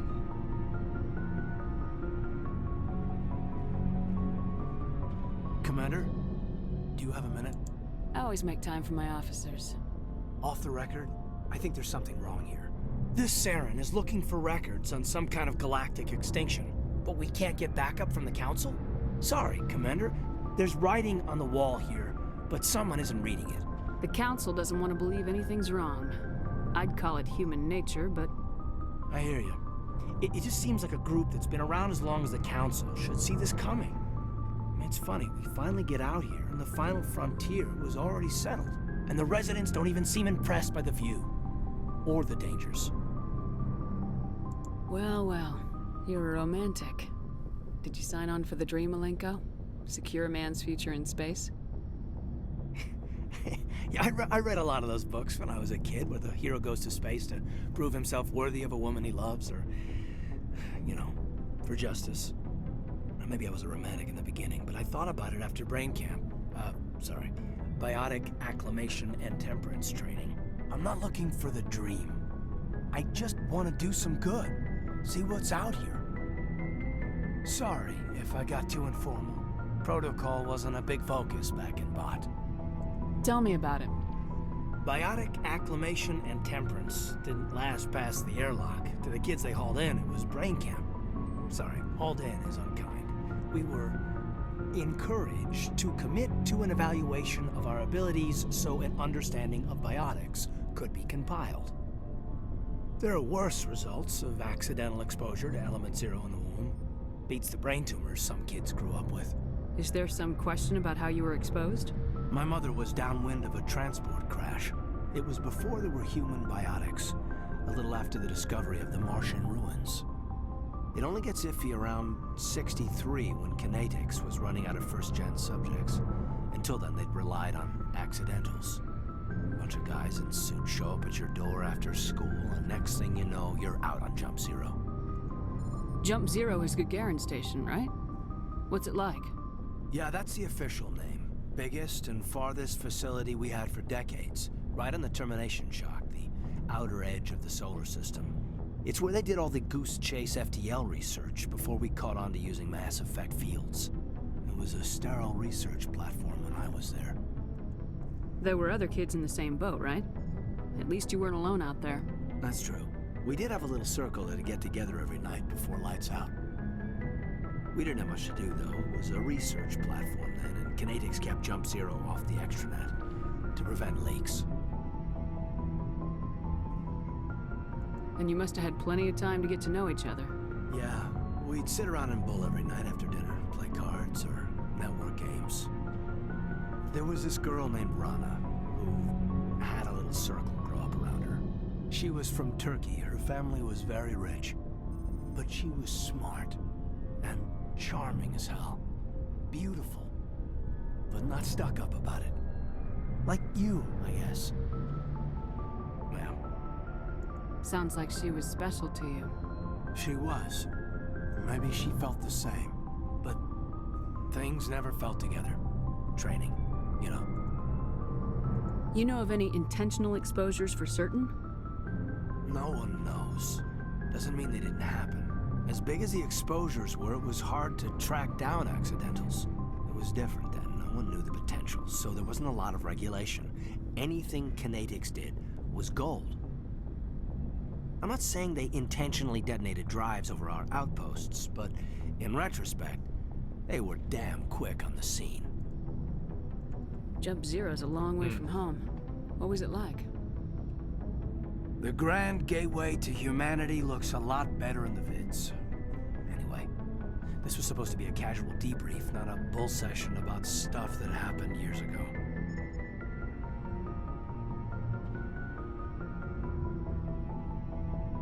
We have to depend on each other in combat. I like knowing what kind of man I have at my back. I understand, ma'am. I won't let you down. You, make a habit of getting this personal with everyone? Of course, but I don't enjoy it with everyone. We'll talk again later. I'll need some time to process that, Commander. But, yeah, I'd like that.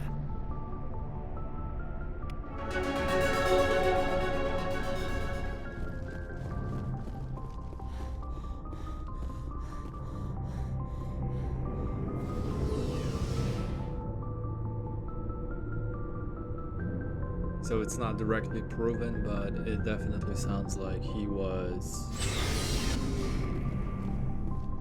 a product child of... Looking for supplies? Element Zero experimentation. Let's see what you got. You bet, Commander.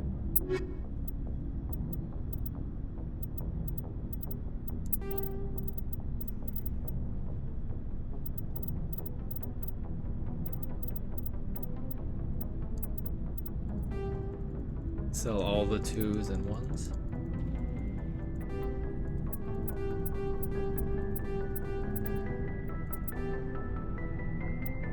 But we will keep the 3s for now.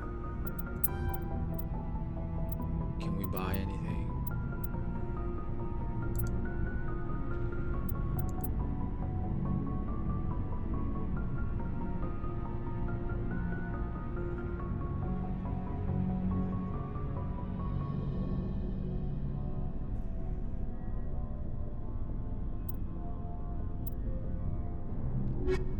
nothing really worth it.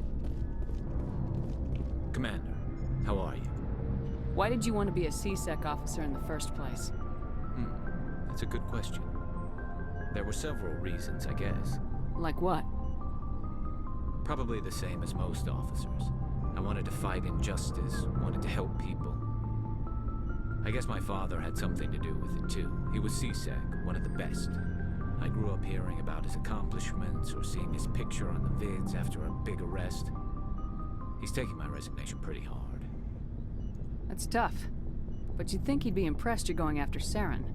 My father's a C-Sec man to the bone. Do things right or don't do them at all, he says. He thinks I'm being too rash, too impatient. He's worried I'll become just like Saren. He actually talked me out of becoming a Spectre when I was younger, for the same reasons. You were asked to be a Spectre? Well, I was targeted as a possible Spectre candidate. Me and about 1,000 other Turian military recruits. I could have received special training, but my father didn't like it. He despises the Spectres. He hates the idea of someone having unlimited power with no accountability. He wouldn't like you, Commander. No offense. I suppose I can understand his concern. You can. But Saren's not going to play by our rules, C-Sec's rules. If you want to nail Saren, you need to send someone who isn't restricted by policies and procedures. You're a quick learner, Garrus. We'll beat him at his own game. It's the only way to stop someone like him. I'm right behind you, Commander. Commander, good to see you. Commander? What's your opinion of the last mission? Not sure I buy Dr. Tassoni's story about her and her mom not talking. They're family, right? I think she's being straight with us.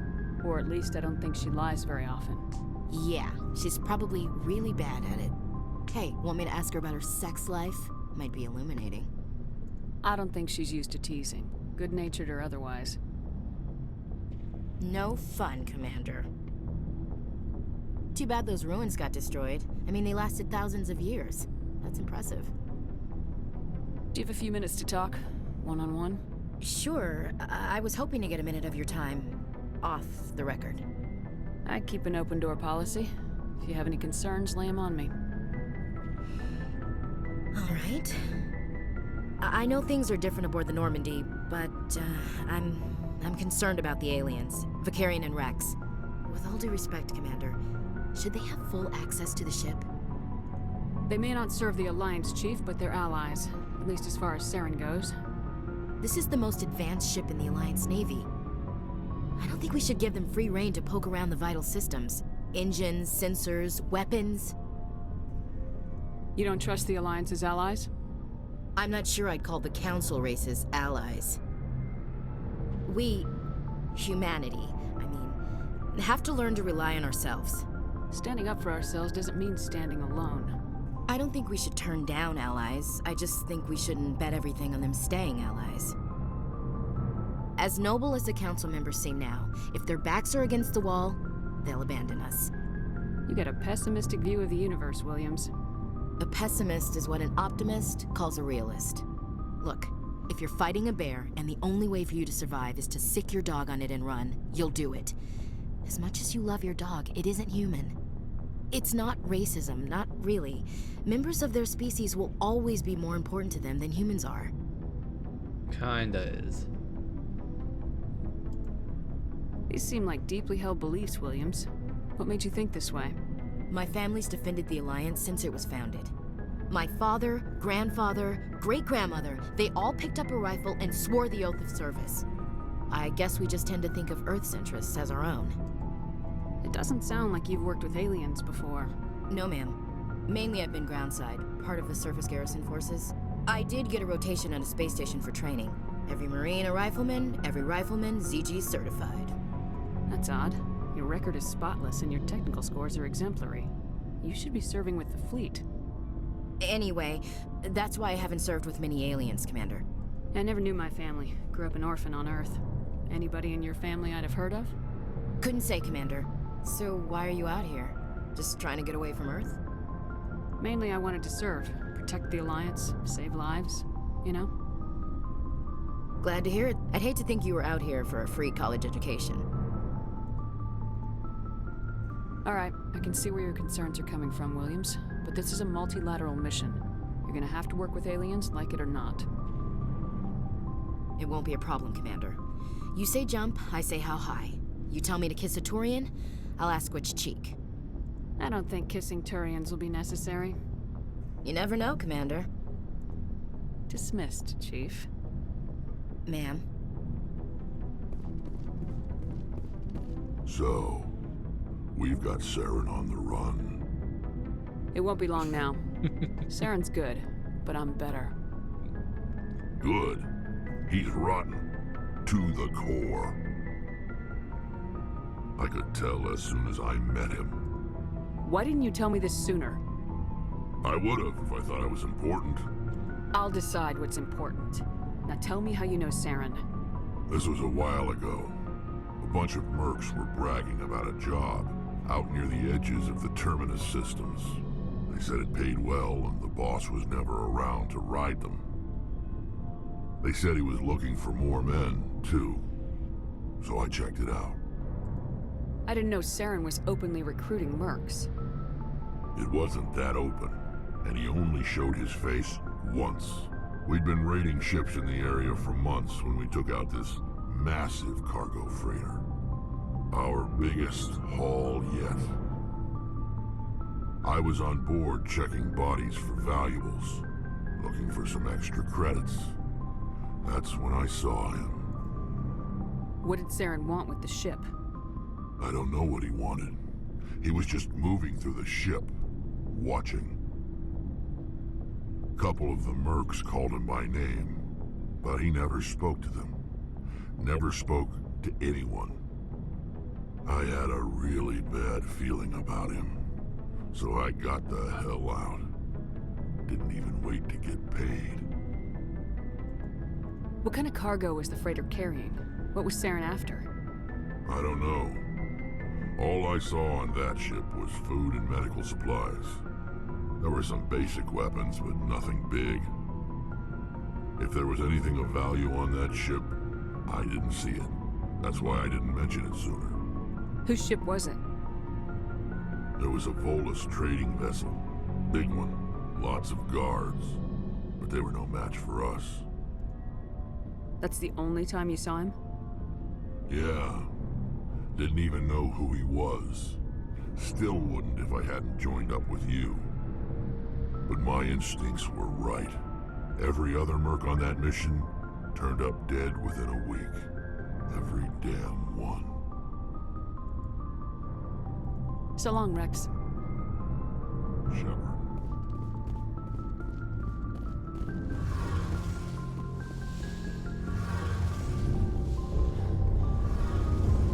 Only Tali remains. Oh, hello, Shepard. Are you okay? I don't know.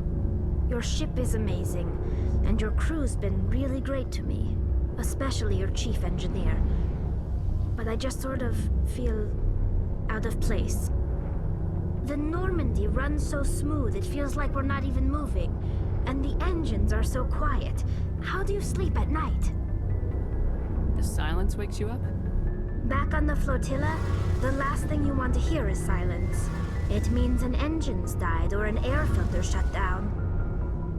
I guess you don't have to worry about that here. But old habits die hard. But it's more than just the silence. This ship feels so empty. It's like half the crew is missing. Back home, I couldn't wait to go on my pilgrimage. I couldn't wait to get away from the crowds. Now that I'm out here, I kind of miss them. Sometimes we don't appreciate what we have till it's gone.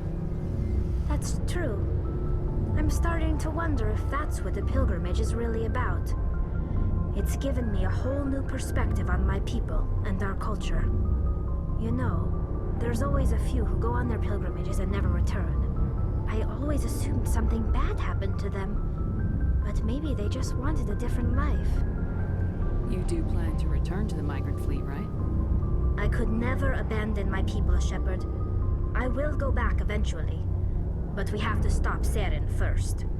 Otherwise, I might not have a home to go back to. I should go. See you later. Okay, that's everyone. So we fully completed the Citadel. At least our initial visit to the Citadel. And we have assembled the full squad. From Garrus to Rex to Tali to Liara. And now we can continue. First we're going to be exploring the unnamed, or rather non-relevant systems in our galaxy, just to try and finish as many of the side missions as possible, and then we can continue with one of the two main missions, which is either Noveria or Pharaohs. But I think this is a good place to end the stream for today.